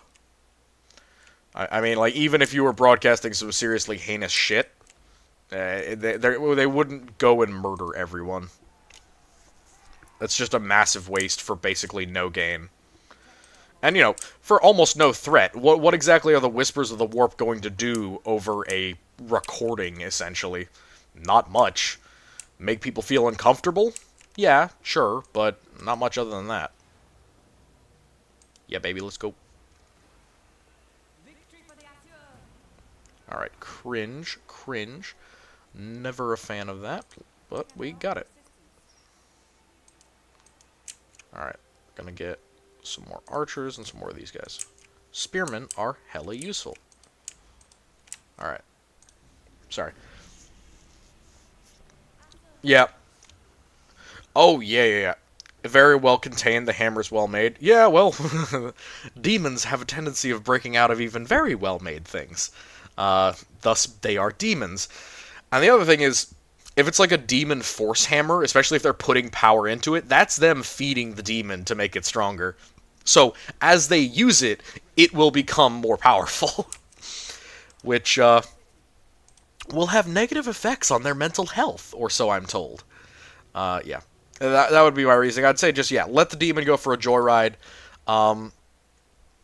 Give it the proverbial controls for, like, a couple of rounds of combat, and then see if they reconsider their decision. If they don't, maybe next time they don't wake up. Maybe next time they have a harder time coming back to their body. They have to fight for it, Thought about doing any army breakdowns for other franchises, like Game of Thrones or StarCraft? Well, StarCraft is 40k. I'm kidding. But it's, it's same thing. It was originally supposed to be 40k. I could do weapons from them. I think I could do that type of logicking stuff out, but I'd have to get into a lot of different headspaces, so I think I might save that stuff for unless a lot of people really want me to, or if there is some sort of thing where I want to save up a lot of 40k content, or I think that I have run out of 40k content. Someday in the far future, maybe, when I have totally run my course and I've run entirely out of inspiration and I'm just making videos for the sake of making them, I would then say that maybe I should switch over and do some other factions or other settings. But honestly, if I were to do that, I wouldn't do StarCraft. I would do Lord of the Rings.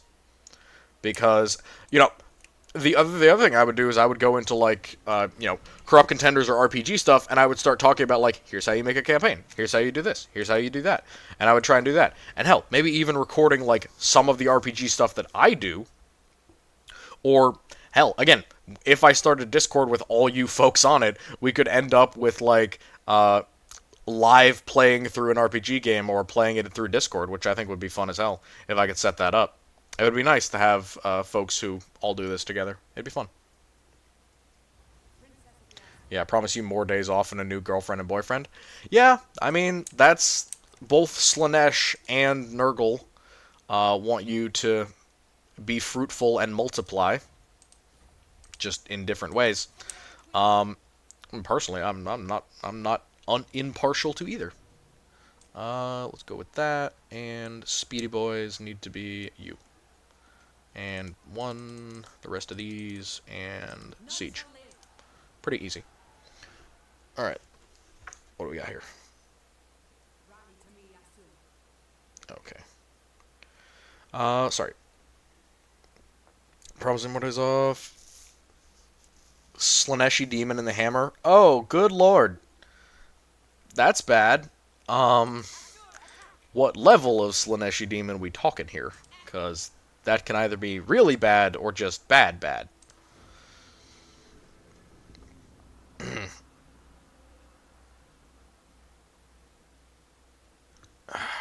Jeez. RTS game? Supreme Commander? Hammer does often go squish, I agree.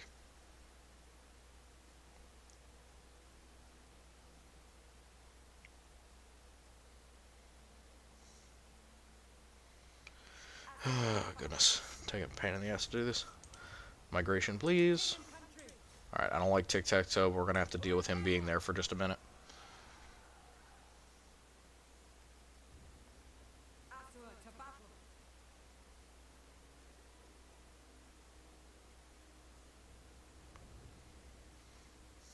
Alrighty. That was at least good. Very minor demon? Yeah, I would imagine something like a demonette. But here's an interesting thing with demons. You always want to be like, well, it starts out as a lesser demon, but then as you feed it, as you give it more power, as it gets more agency within the world, they will get stronger inherently. And my favorite thing is starting out with like a low-level demonette, you know, a level 1 crook, so to speak, if we want to talk in meme speech, and then working your way up to something absolutely insane like, ah, yes, now it's a legit like demonette of or an exalted demonette, or a what are the other ones? What are the fancy ones? What was Zaressa? I forget what her eventual title was, but she was an exalted herald by the end of it because she essentially took on a minor cult and absorbed the energy of all the shit that they were doing, and she went from minor modified demonette to exalted.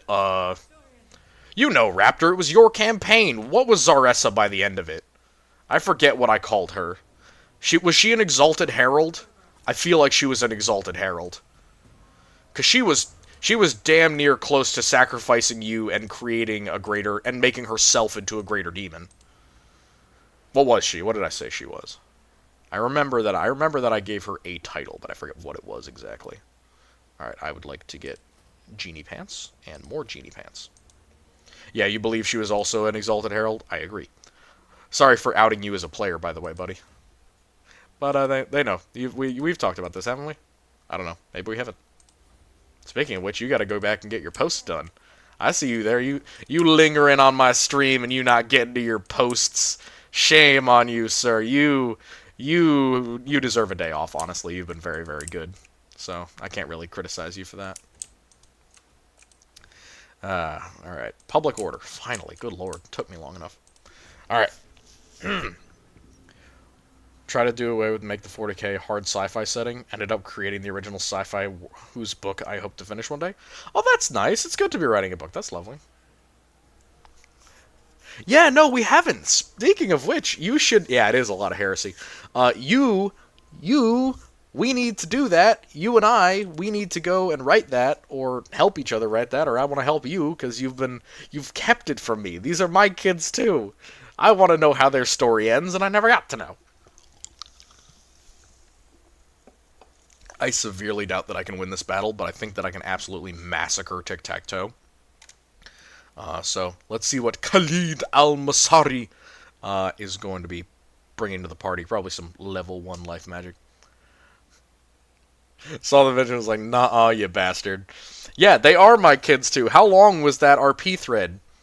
10,000 posts between the two of us? It was 5,000 on Chiron, and then it was, I think, at least 2,000 on Iraeus and the space in between. So yeah, I'd call them a joint project at this point. That was a lot of work. A very fun body of work, I won't lie, but a lot of work. My God. Uh, but yeah, and just to give some context to people who are wondering what the fuck I'm talking about. So this is a buddy of mine who plays Corrupt Contenders with me. He's now my co-DM for the most recent campaign, and he's been my helper. Yeah, book-sized in length. It was. We did good work. And he used to be a player back in the day. Back in the day, as in like a couple of years ago, when the system was still getting play-tested. And as a result, we ended up doing a lot of campaigns together. And so, quite a bit of that was us just messing around with different concepts. And so this concept was essentially how awful you could make a Slaaneshi cult. And how basically evil you could get them to be. And we got far. We got far. And, at the very end of it, when he was about to be, a successful leader bringing an uprising to another world, the demon, Zaressa, who had been helping them that entire time, somebody, Slaanesh herself in this case, showed him a vision of Zaressa basically sacrificing them to become a greater demon. And he was having none of that shit. And as a result, ended up... what did you end up doing? I'm not sure if you ever reconciled with her or got back at her for that. But yeah, he was getting some really impressive stuff going in that campaign. Not the least of which was just the sheer amount of debauchery. It was a good one. It was a great one, in fact. One of the best. He is one of the best, for sure. Alright, we need our cavalry here. Alright, and I think that's all we needed. Yeah, you haven't compiled it yet? It's 300 plus pages? Oh, Lord. That's a lot of work, buddy. Maybe put her in a funny vase? Dude, she's an exalted demon, man. That's a pretty strong thing to put into a vase. But yeah, you could try. Player with the Slaaneshi hammer is the same one who made the entire party down bad for your NPCs. Yes, it does. It's always good to see the players get what they deserve, especially when they deserve as a bonk from the horny stick. It is good to see that, even if it is sometimes long in coming. Yeah, put her in a funny vase, but it really does depend on how your cult actually turns out in general, because you took over Iraeus, you had that world under your thumb, and that was kind of where we ended, really. I mean, not a bad place to end. You were victorious, but there were other cults there as well who you were working with, and they were not Slaaneshi cults. They were undivided, and you were friendly with them, and they ended up helping you with the uprising. It was a good deal. It was a good deal all around. All right, yeah. These guys should be taking damage. They are. This is going to be a difficult but not impossible siege, I think.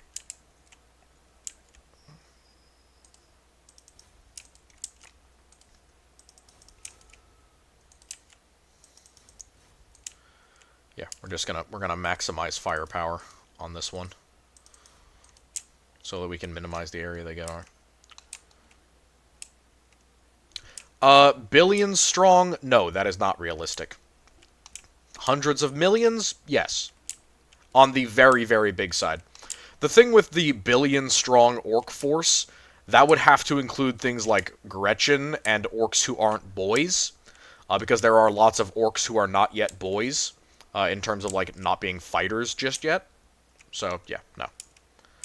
Next session of the Deserve Bonk, they're at a fancy hotel. Hobgoblin SAS are going to come rappelling through the windows. That is so based!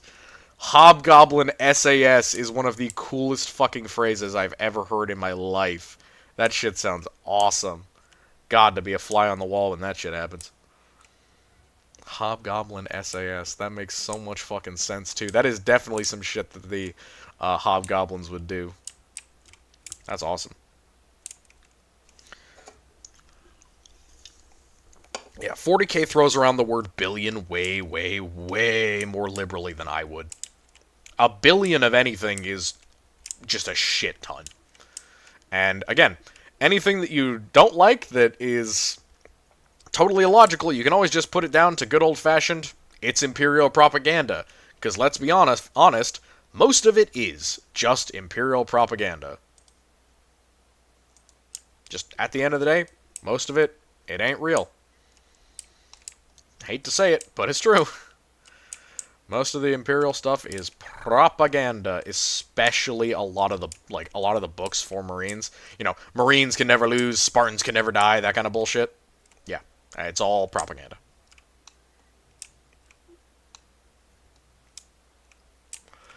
Yeah, so I said that billions would have to count orcs who weren't boys, aka not fighters, not full grown, and it would also include things like Gretchen.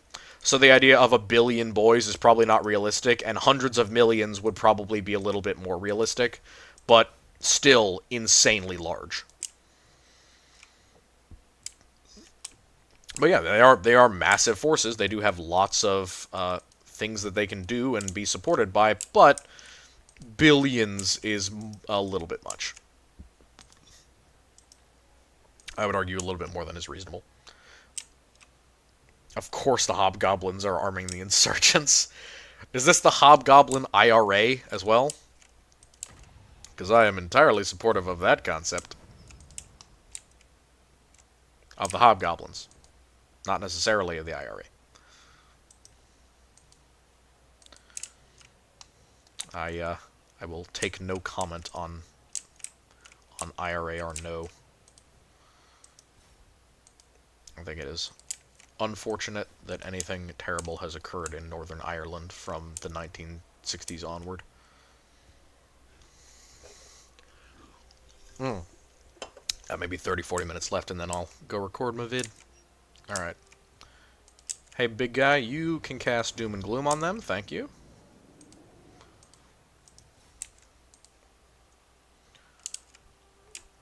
Yeah, Death and Gloom, baby. Death and Gloom.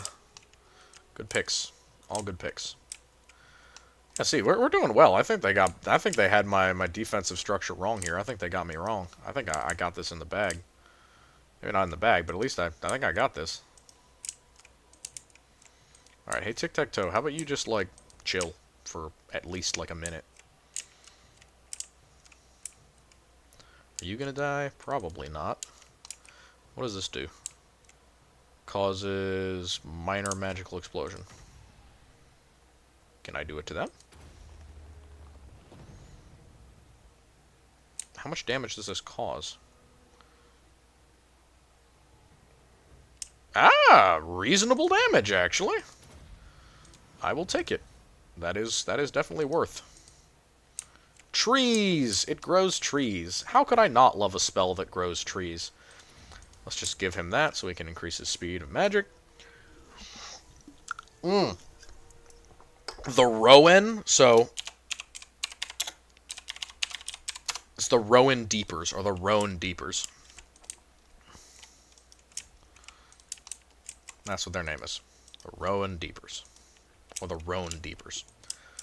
I forget what book they're mentioned in, but they're mentioned in another book that isn't included within the Lexicanum page. So just keep that in mind when you're searching. Like, it'll say they're only from one book. They're from that book and another one that it just doesn't mention. Alright, buddy, what? 17 seconds on your next magic? Hobgoblins are the big bag of the game long term. Some fun minor nations in World War I and World War II. Yeah. Oh, yeah, plenty of good ones. Highly recommend go look into Austria-Hungary and or, like, Luxembourg, because they both make cool guns during the period. Or, sorry, not Luxembourg, Belgium. Belgium makes really cool guns. Kind of weird guns, but still cool. Alright. How many lizards can my literal slave army destroy? We will have to see. I am confident that the number is above 0. What type of channel artwork you're looking to get? Well, it depends. I found somebody to do artwork for me, aka someone who had a commission, like, open and ready. But it was not, they did not choose, because I gave them the choice. I gave them the choice of what commission they wanted to do. and they picked the Space Marine one that isn't related to channel art. I may still feature it on the channel, like it may be the channel art until I get Nadzibar done, but that was also like $300, almost $400, and so I don't think I'm going to be able to afford another one anytime soon. But, you know, I was going to do like a 3-piece or like a triptych of Nadzibar himself, and then I was going to... So a triptych, if you don't know, is a 3-piece portrait, essentially. So it would be Nadzibar during the beginning of the Sabbat Worlds Crusade, while he's still like a Blood Priest on Gura, unifying the Blood Pact, and then one when he is finally successful in toppling Herodor. You know, he's standing over the Saint's sarcophagus or her tomb, now that he's like taken the planet. Well, if we decide that he takes the planet. And then the last one would be Nadzibar right before his death, when he's failed to ascend to Demon Princehood, and he's all mutated like he never has been before in his life. And he's got that, like, crazy Tyrannid Gene Stealer mutations. So yeah, a triptych of that. And then the other one, the one that I actually got someone to do, was art of a homebrew fan-made Night Lord warband that I made. They are from the Whispering Shadow, but they're called the Fearless. And they're from my story series, or my short story series, Edge of Night. And I'm working on the second book that this artwork is for. What nations would Dwarven guns be closest to? Yeah, honestly, I think the Hobgoblins having Japanese rifles would make sense. The other thing is I would say look into like Prussian rifles or German rifles of the period, because I think those would also be a good analogy for the Hobgoblins in terms of like efficient, effective design that isn't incredibly based in any way, but it's, you know, not bad at all. Yeah.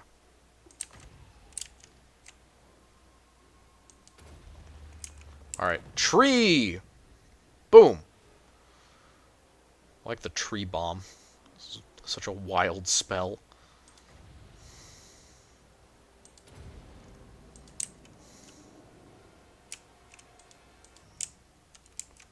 Alright. So many bayonets. Oh, a ton of bayonets. Every single one of them would have a bayonet, no question. It's actually not looking too terrible now. I mean, well, I'm losing, and I'm going to lose, but this little knot over here is just grinding their units into paste, which is nice. We like that. We like grinding units into paste.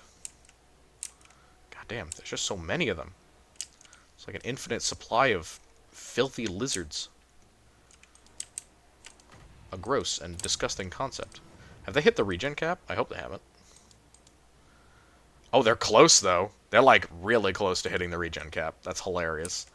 I've almost regen capped out, like, 6 separate units because this life wizard is just cracked.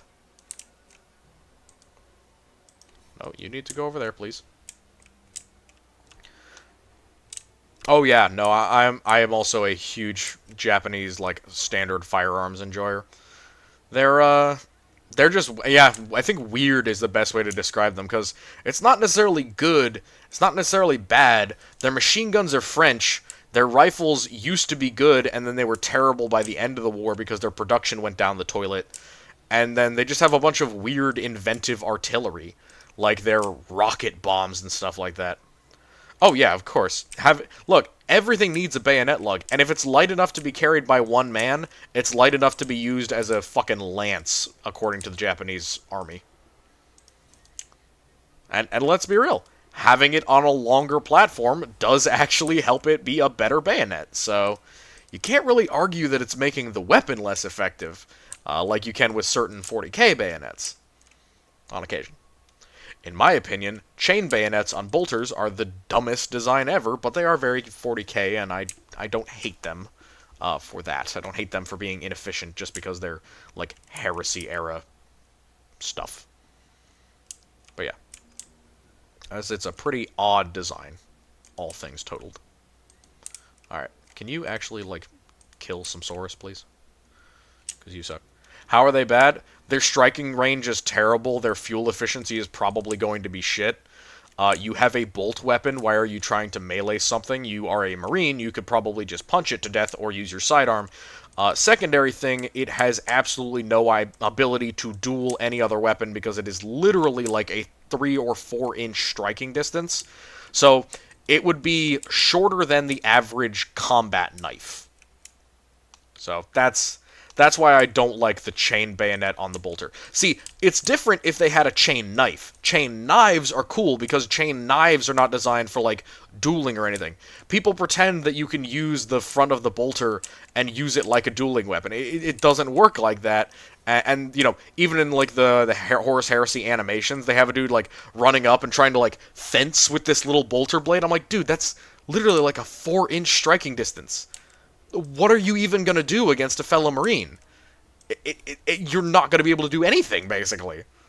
You'd have to shove it into a weak spot, and then you would have to proceed to hold it there while it grinds through them and does any actual appreciable damage.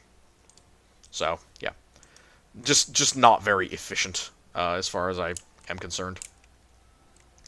Come on, Arabian Nights.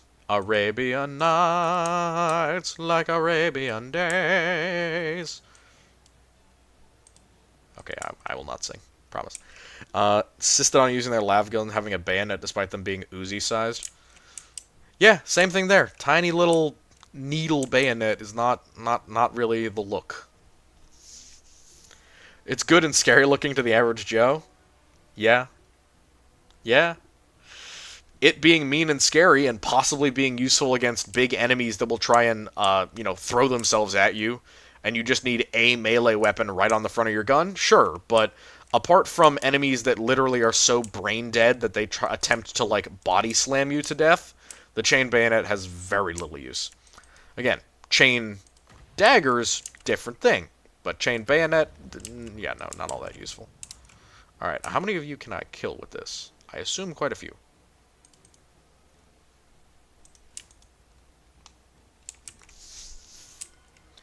Yeah, now their guns are pointy.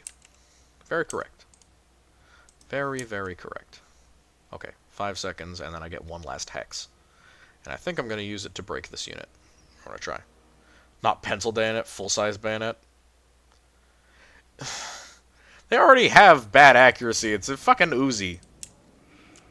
I mean, at that point, they're just kind of like giving up on accuracy altogether and just deciding that any gun is good gun. Which is a very common cultist mentality. So, I approve. Alright, I want to try and tick down tic-tac-toe. Oh my god. Holy shit, we actually broke him.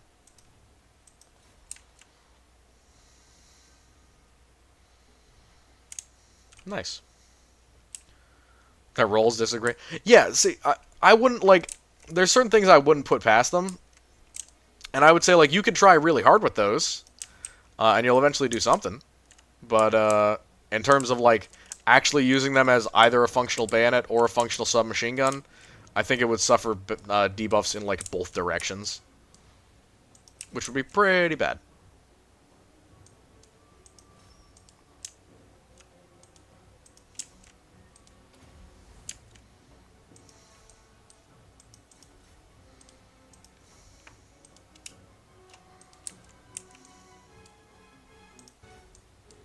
Oh my god, we actually are kind of not winning, but we are not losing instantly, which is a blame sight better than I thought we'd be doing at this point.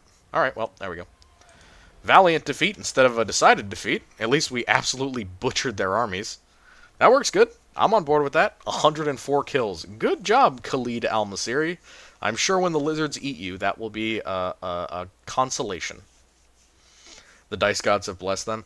Always an unfortunate thing. Thought about breaking down Star Wars armies, like the Clone Wars of the CIS. That's a deep well. I'm a big Star Wars fan, and I like the Star Wars lore. But considering the direction that Star Wars has gone in the last couple of years, I don't know. I'd have to go back. I would like to do like breakdowns of maybe battles or something like that, but it would be hard to fit into the format. I would consider it.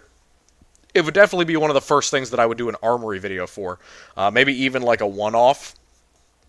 Again, you saying all this, maybe I will add in something, and I'll ask people if they would like a new series on the channel for uh, other fictions, or like taking out like what's your favorite thing from certain fiction. Talk about it. I would love that. I think I'd enjoy that.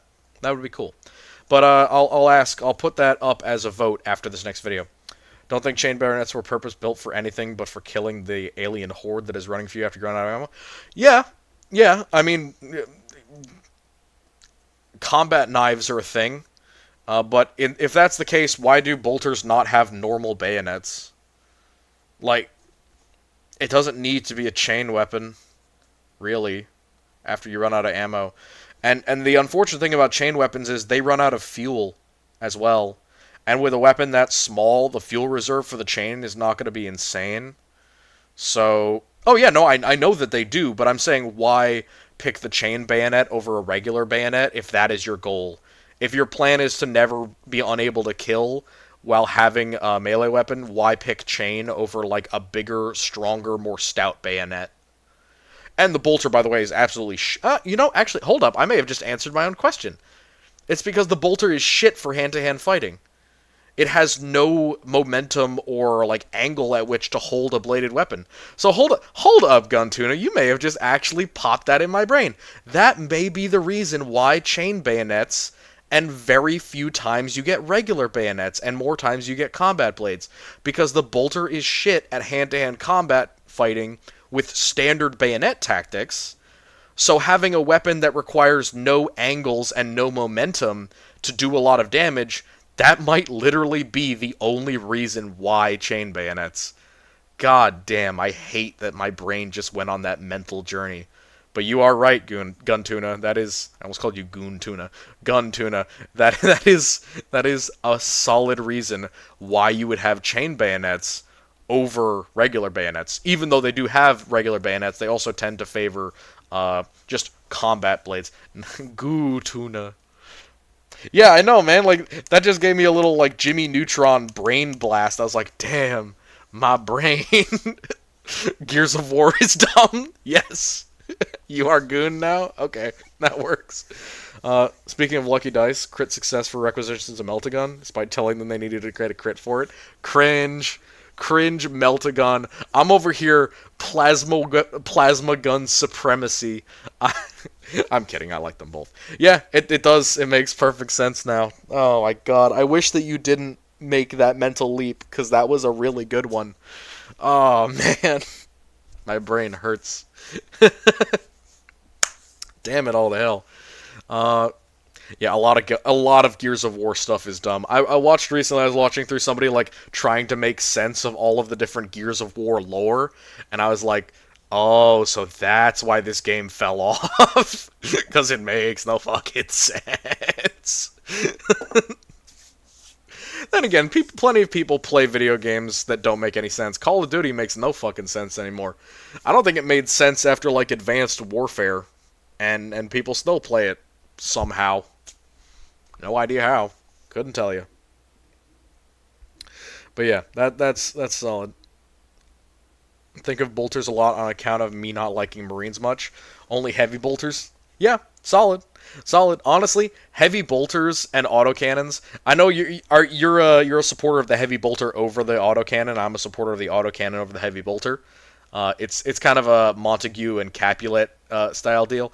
But I think the heavy bolter is really cool because so many factions within the Imperium use it, and because it's so common, like, it's funny, all other bolter ammunition is like consecrated and fancy and expensive, and then the heavy bolter is like, ah yes, this dirt cheap piece of shit heavy bolter from like a backwards manufactorum world out in the sticks that makes heavy bolter ammo, and it's like, how the hell did you make this? And it's like, it's simple as dirt. What, have you guys not figured out how to make these yet?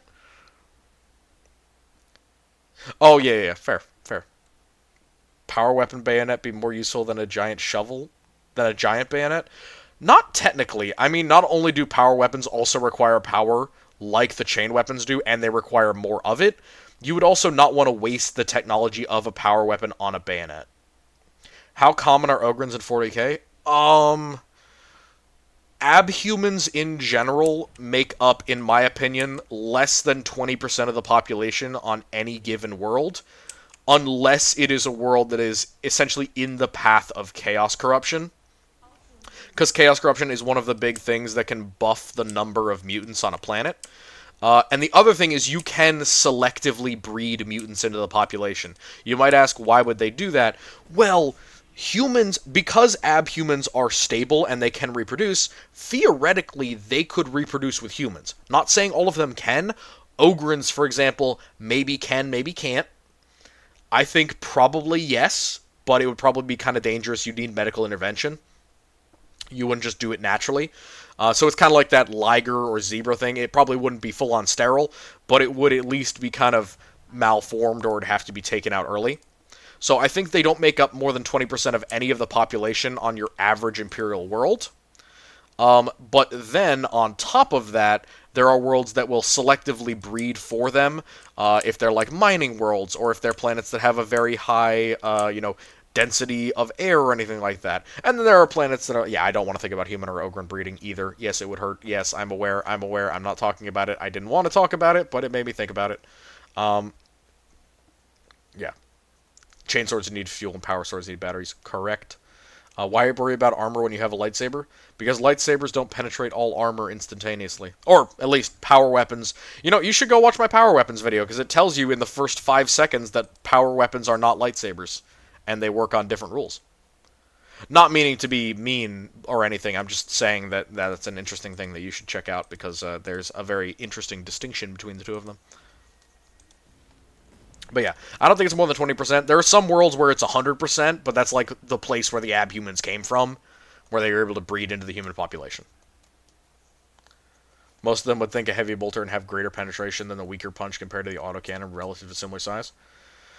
I think the heavy bolter would have greater penetration but have a weaker punch compared to the autocannon. Actually, complete opposite, in my opinion. The autocannon, remember, can go all the way up to 90 millimeters in caliber, meaning that it can absolutely out-damage, or out-range and out-armor penetrate the heavy bolter. And for the same reasons that I talked about with the bolter, the heavy bolter will have issues with its armor penetration. What I think is more reasonable to say is that certain heavy bolters and certain autocannons will go over each other in certain areas, but the heavy bolter always has better killing power because it explodes. That's one of the big things, is certain autocannons, and actually a lot of standard autocannon ammunition, might pop or explode, but the heavy bolter actually has a significant explosive capacity to it. So, yeah, that would be the big difference there. And why the heavy bolter will have more actual quote-unquote hitting power or killing power, but the autocannon will have better range and armor penetration because it's traveling faster than something like the bolt engine will work with, especially because of the weight of the heavy bolter as a 35 to 40 millimeter autocannon shell. It also has to give over a lot of its weight and velocity to that fuel and other things. Sorry, going back. What did I say? Female Ogryn soldiers are a thing? Oh yeah, 100%. Female Ogrins are a thing, no question. Yeah, female Ogrins are 100% a thing. They're, again, you gotta remember, Ogrins are not smart, and they're filthy, and they smell because of their high adrenaline. And also because they don't take care of themselves because they're not very smart, so they're not going to be clean. Ogryn women would probably be a fucking sight, and gross. I don't want to deal with, or I don't want to even think about that at the moment. Yeah, so yes, Ogryn women are a thing. No, you don't want to be around them. Trust you, you're certain of it. I'm scared of what you know that I don't. Yeah. Ogrins are adorable, but so, here's an important thing about me.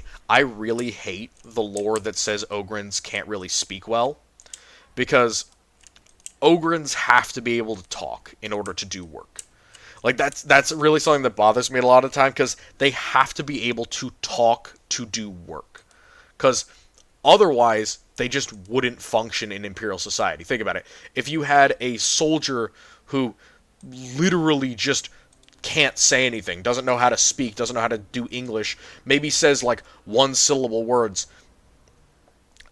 Yeah, tone down the dumbness. That really is my biggest pet peeve, is when people treat Ogrins like they're just totally 100% brain dead.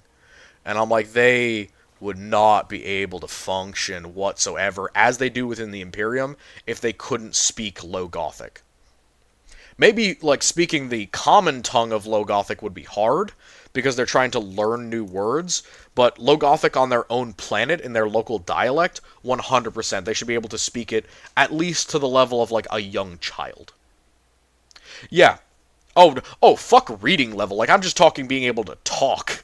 Like I'm talking about being able to, speak to other people. There are some fictions that say that Ogrins can't even like make themselves understood because they literally don't understand like the words for certain things, and I'm like, that is so fucking stupid, dude. They function as workers in like high danger industries. Imagine if you were in a mine, right, working alongside an Ogrin, and he just kind of grunts, and you look over, and he was trying to warn you about like a cave-in. Like, they need to be able to talk, otherwise they would just not function the way that they do. Third or fourth grade reading level is, I would give a third or fourth grade, maybe fifth grade reading level to someone who gets the bonehead treatment. The other thing is, I think the bonehead treatment is pretty much more common than they make it out to be as well, because there's a fuck ton of Ogrins in the Imperium, and having all of them be, again, just brain-dead scavs would probably be detrimental to the literal thousands of industries that they work in.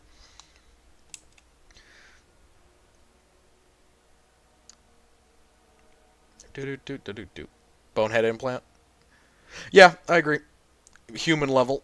Yeah, I'm sure it varies greatly. There are Nork. Yeah, that's the other thing. Like, what is the funny, stupid thing they say with Nork? They're like, Nork can spell his own name, and I'm like, God damn it! Come on, guys, spell his own name. Are you shitting me?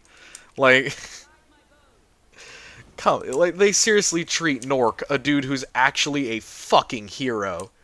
They actually treat him like he's some sort of brain-dead idiot. And I'm like, well, not man, but that thing is a fucking hero. They should treat him like Master Chief, straight up. He is that level of hero. Alright, tic-tac-toe, time to assassinate-o. Yeah, I'm sure it varies greatly. There's probably also issues with the bonehead treatment, but it can't be nearly as bad as they say it is. Yeah, exactly. There's another point. Are the Ogrins in Darktide, do they all have the bonehead modification? In my opinion, probably yeah. How common are Ratlings? Honestly, I think they're... I don't think they're very common. Just because of the fact that they eat so damn much. They probably have a lot higher concentration than like Ogrins do. Ogrins probably exist on a lot of different Imperial worlds. Hell, most Hive worlds will eventually have Ogrin on them. Just because, Ogrins show up from being in areas of space. And they have relations with people on the planet. And then eventually Ogrins will produce from that existence. But yeah. I think Ratlings are a lot less common because, Homo erectus minimus, which is what the Ratlings are a little bit more complicated of a species in terms of their ability to exist on Imperial worlds, because they're built for, like, what is it? They're high air density, and there was a specific thing that they had that was only for them, or was like something unique to the planet where they were found, or the place they grew up in. But yeah, anything other than that, there was something specific that kept them from being too common. But yeah, not as common as Ogrins, in my opinion. Ogrin, a tabletop game, implanted, dumbed all of his XP into intelligence, got smarter than the team tech priest. Yeah. No, again, they are abhumans, which inherently means that they are going to be pretty capable of reproducing stably. Otherwise, they wouldn't be an accepted abhuman. They would just be killed, or they would be dead by now. The thing that you're thinking of is when the Mechanicus take and make a big-ass servitor, they will often use a vat-grown Ogrin. Squats are still human, right? No. They are, I guess, now considered a different species. Back in the day, they used to be a full-on abhuman, but not anymore.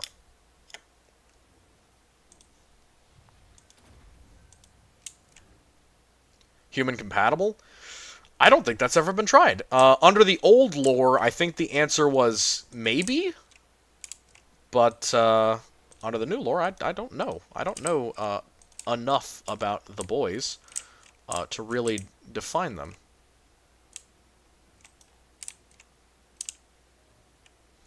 I see Gun Tuna gesticulating wildly with his arms in the air. If he could tell me what was particularly wrong with any of my many statements, I would appreciate it, and so that I can get back to you with more helpful information. Alright. Temple Guard. Please don't fight me. I hate you. I hate you. I hate you. I hate you. I hate you. I hate you. Come on, boys. We got this. Great Sword Infantry for the win. Squats aren't human. Again, they used to be. They used to be. The lore used to be that they were totally human and that they could interbreed at some point. You know, they were accepted abhumans. That's the thing. They were accepted abhumans way back in the day when they were canon. And then they all got eaten by the fucking Tyranids. And now we have the squats from the Leagues of Votann. And we have no fucking idea what they are. Are they some sort of vat-grown monsters? Are they different or the same from squats? I don't know. Neither do you. I don't think anyone does. I don't hate the Leagues of Votann, but fuck, I wish they had just actually brought the squats back. Love to learn how compatible abhumans and humans are.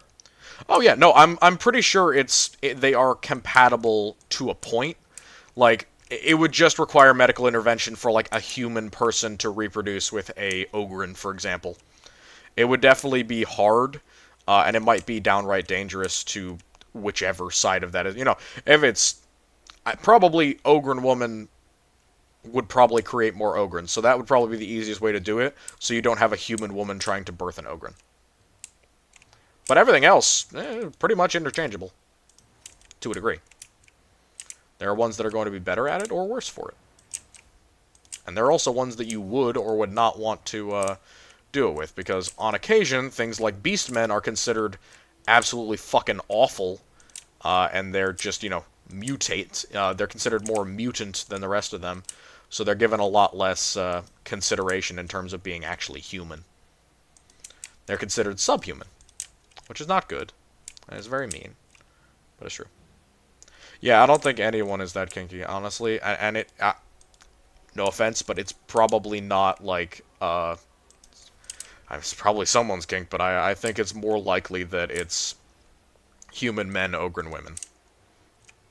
That would be my assumption, because anything else would be quite dangerous and unpleasant. Yeah, I love Beastmen, but really they are treated as straight-up, like, horrible Chaos mutants, or they're at least treated with zero respect by the Imperium, which is honestly kind of warranted, because of all the abhumans, I am shocked that Beastmen are allowed to reproduce. They are prescribed, so, like, they are treated like shit and not allowed free movement within the Imperium, but still...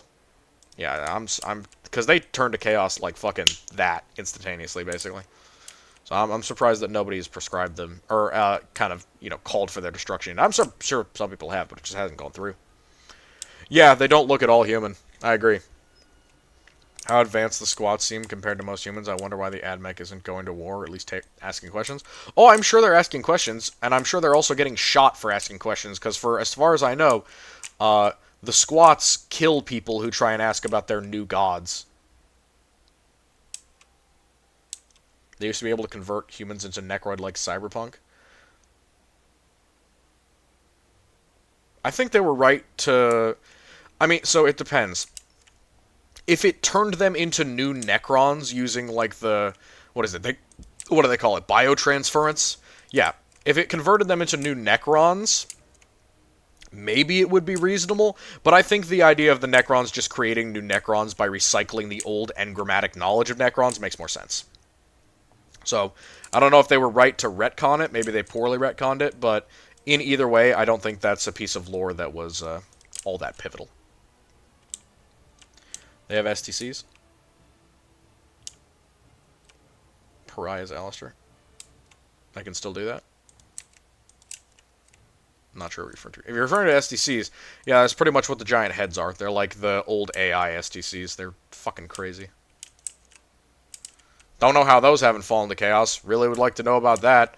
Sure would like to know how those literal AI constructions that understand chaos and know about their galaxy haven't fallen to chaos yet, GW. Would suck if that happened. You shills. Yeah, Cybermen. The Men of Iron do fall to chaos. We know that for a fact. So I don't know why these guys haven't fallen to chaos yet. They should. They should have. Should already have fallen to chaos, but now they're doing it anyways. Yeah, they are poorly thought out. Honestly, the original lore was fine. You didn't have to modify it. You could have just said that they were coming back as like a niche abhuman unit, or maybe, the other great thing, maybe they were forming their own independent empire. That would have been great. Happens in the Imperium with Xenos all the fucking time. Why didn't we do that? That would have been a great plan. The best of intentions. Best of intentions of mice and men often go astray. I don't think I'm winning this, but I'm going to try my best. Maybe poked a hole in the webway. Yeah. Why not? Fuck it. At this point, you know, with all the shit going on in Kamara and everything like that, why not? Not have some random autistic fan like me throw into the damn book ideas, so I have to ask these questions. I will tell you the answer to that as far as I am aware of it. The answer is because a lot of the people who write these books are petulant fucking morons who want their faction to be the best faction, and they only give a shit about their special little Space Marine chapter, regiment, etc., and thus, they don't give a fuck about anyone else, so they do not work well with others. I mean, to get some evidence of this, how long did the Horus Heresy take to write again? And wasn't that only like 3 or 4 authors trying to form a coherent narrative? How fucking long did that take those assholes? Like a decade? Yeah. Definitely an efficient team we got running up there, GW. For sure. They are, as the British say, they are taking the piss. I shouldn't make fun of the British. It's not a nice thing to do.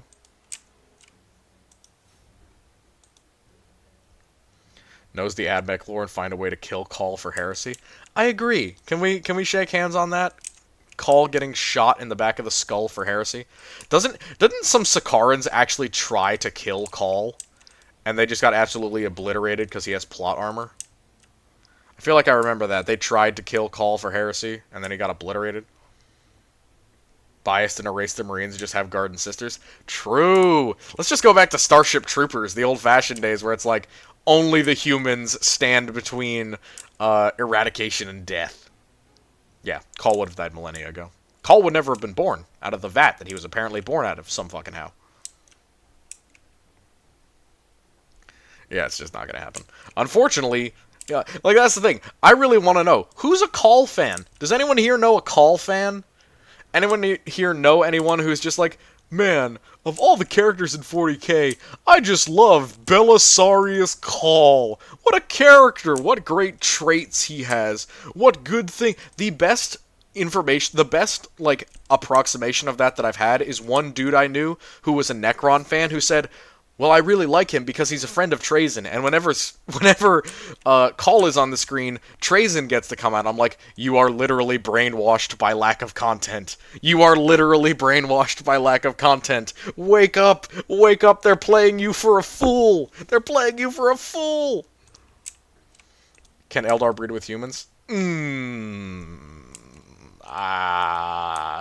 Yes.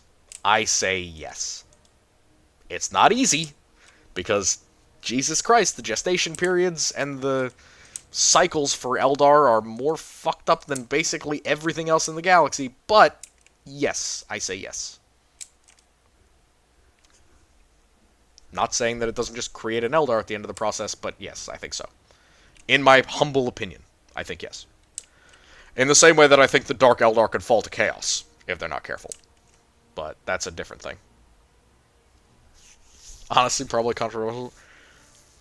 Oh Lord, please no! Don't do an end times. Okay, I would agree with an end times thing if they used a different system than they used for the original end times. Like if it wasn't based on tournament luck or any of that bullshit.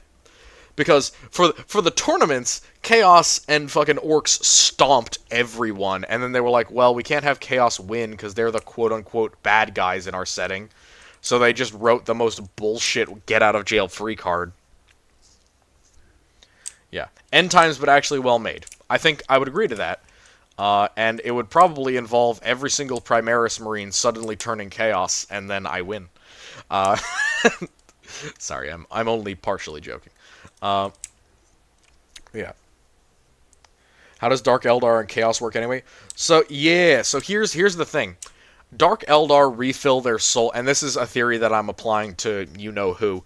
Dark Eldar fill up their souls with the suffering of others. They are filling it up with something actually real, aka they are doing what demons do. They are drinking off of the souls of those who they cause to suffer. Which means that if they drank off of souls that were chaos corrupted, they would begin to accrue chaos corruption as a result. Meaning that a Dark Eldar could theoretically both become resistant to chaos, like a vaccine, because they're taking in small amounts of chaos energy with every little sip that they take off of a human soul. And then in addition to that, they could also become corrupted by chaos and begin worshipping and following the gods. So, yes, I do believe that a Dark Eldar could theoretically fall to chaos.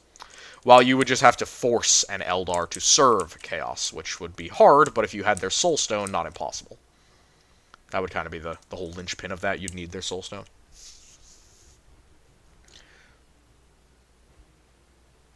Yeah, I agree. I agree. Make Tempest the Scions and Sisters the peak of humanity.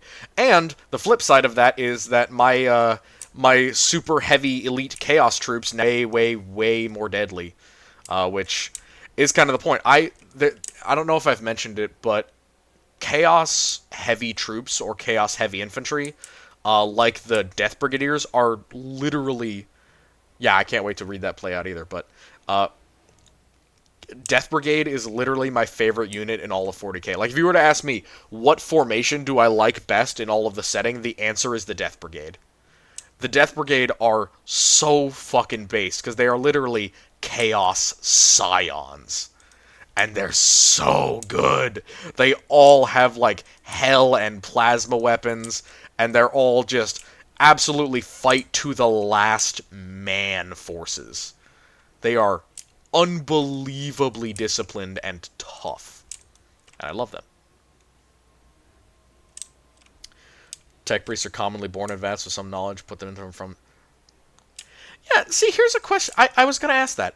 Why would you do them in the vats? Why not just take a normal human being or a tech adept and then mind fuck them with the little automated device, what is it called? Psycho-indoctrinate them into knowing that information. Anyway, it seems kind of a waste of time to make the vat grown when you could just do that. I mean, don't vat grown humans, they come off a template. I don't know. I'm just confused about it, because adepts you can take from local worlds, that's not a problem at all.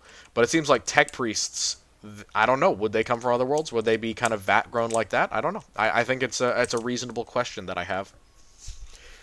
Reason you never use Marines in your games? You're very smart. You are very smart with that. That is the way to use it. You use them as dangerous enemies who you get to look smart by outsmarting. That is the way to go, in my opinion. Best way to use them. Dark Elder in the Great Knights books that was simple for Slaanesh. Yes, exactly. They can fall. It's just hard. Like Slaanesh. I'm kidding. Oh man, this is actually like coming down to the wire. I'm gonna lose, but goddamn, it's a fight. Fight to the finish over here. What a wild ride. This is definitely gonna be the end of our game though, because this has been a while. I've kept you guys going for way too long. Though you guys have been honestly a pleasure to be with, and I really appreciate you guys coming on. I thought it might be just me and Syndicalist here, but yeah, I don't know. You guys are really cool. I appreciate that.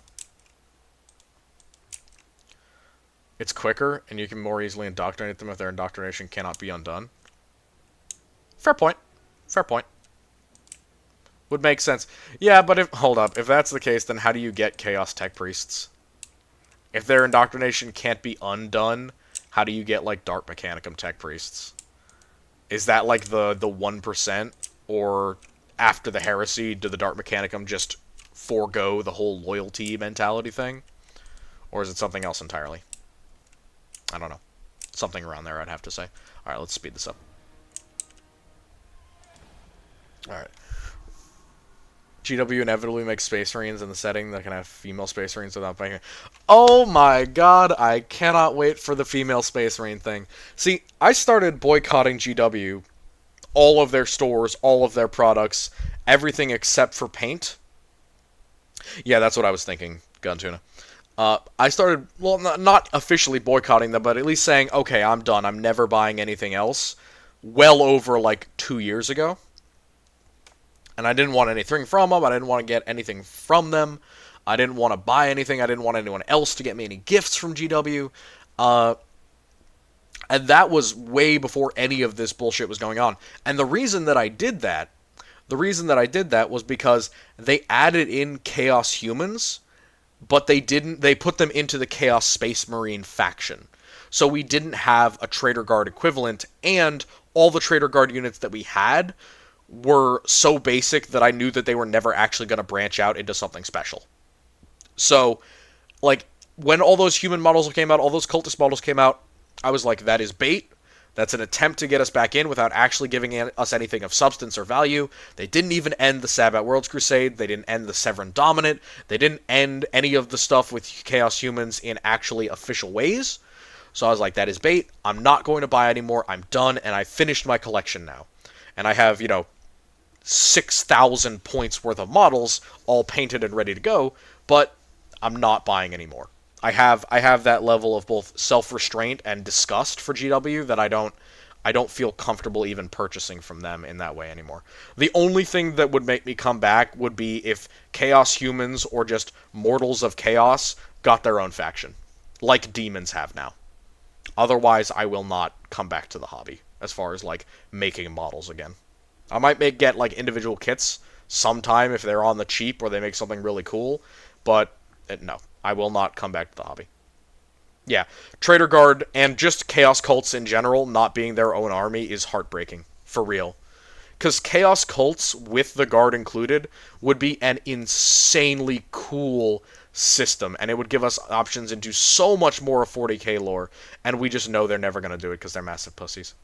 And they care too much about the Marines and pushing that line. Like, I can't believe that they thought that Votann was a better idea than Chaos Humans. I can't believe that they thought bringing back all these Primarchs was a better idea than just Chaos Humans. Because so many people care about the humans because they are human. Why do you think there are so many Guard players that love the Imperial Guard? It's the same exact mentality that draws me to Chaos Cults. They're human. I can identify with them. I can understand why they're here. I love the things that they stand for and believe. Yeah. Alpha Writing have written themselves into endless corners. Yeah, it's very much like painting a room that you're also standing in. So you've painted the floor, the door, the hallway, everything else. Not seeing any cultists or equivalent with the new Emperor's Children minis might be a sole reason I don't go for it.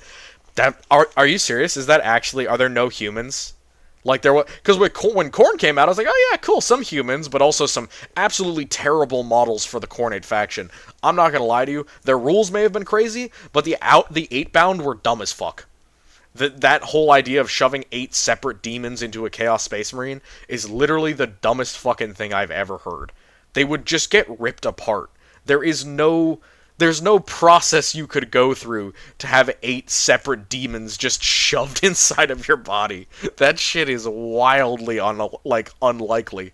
I gotta understand if it was like a one hero unit who was basically half demon, but it's like squads of 5 and they cost about the same as Terminators, and I'm like, this is the most crazy fucking lore jump I've ever heard. Yeah, it looked like there were none. I agree with you. I wish there weren't. Seriously, I think it's because if they made Slaaneshi cultists, let's be honest, they would be like 18 plus, and GW doesn't want that in their image.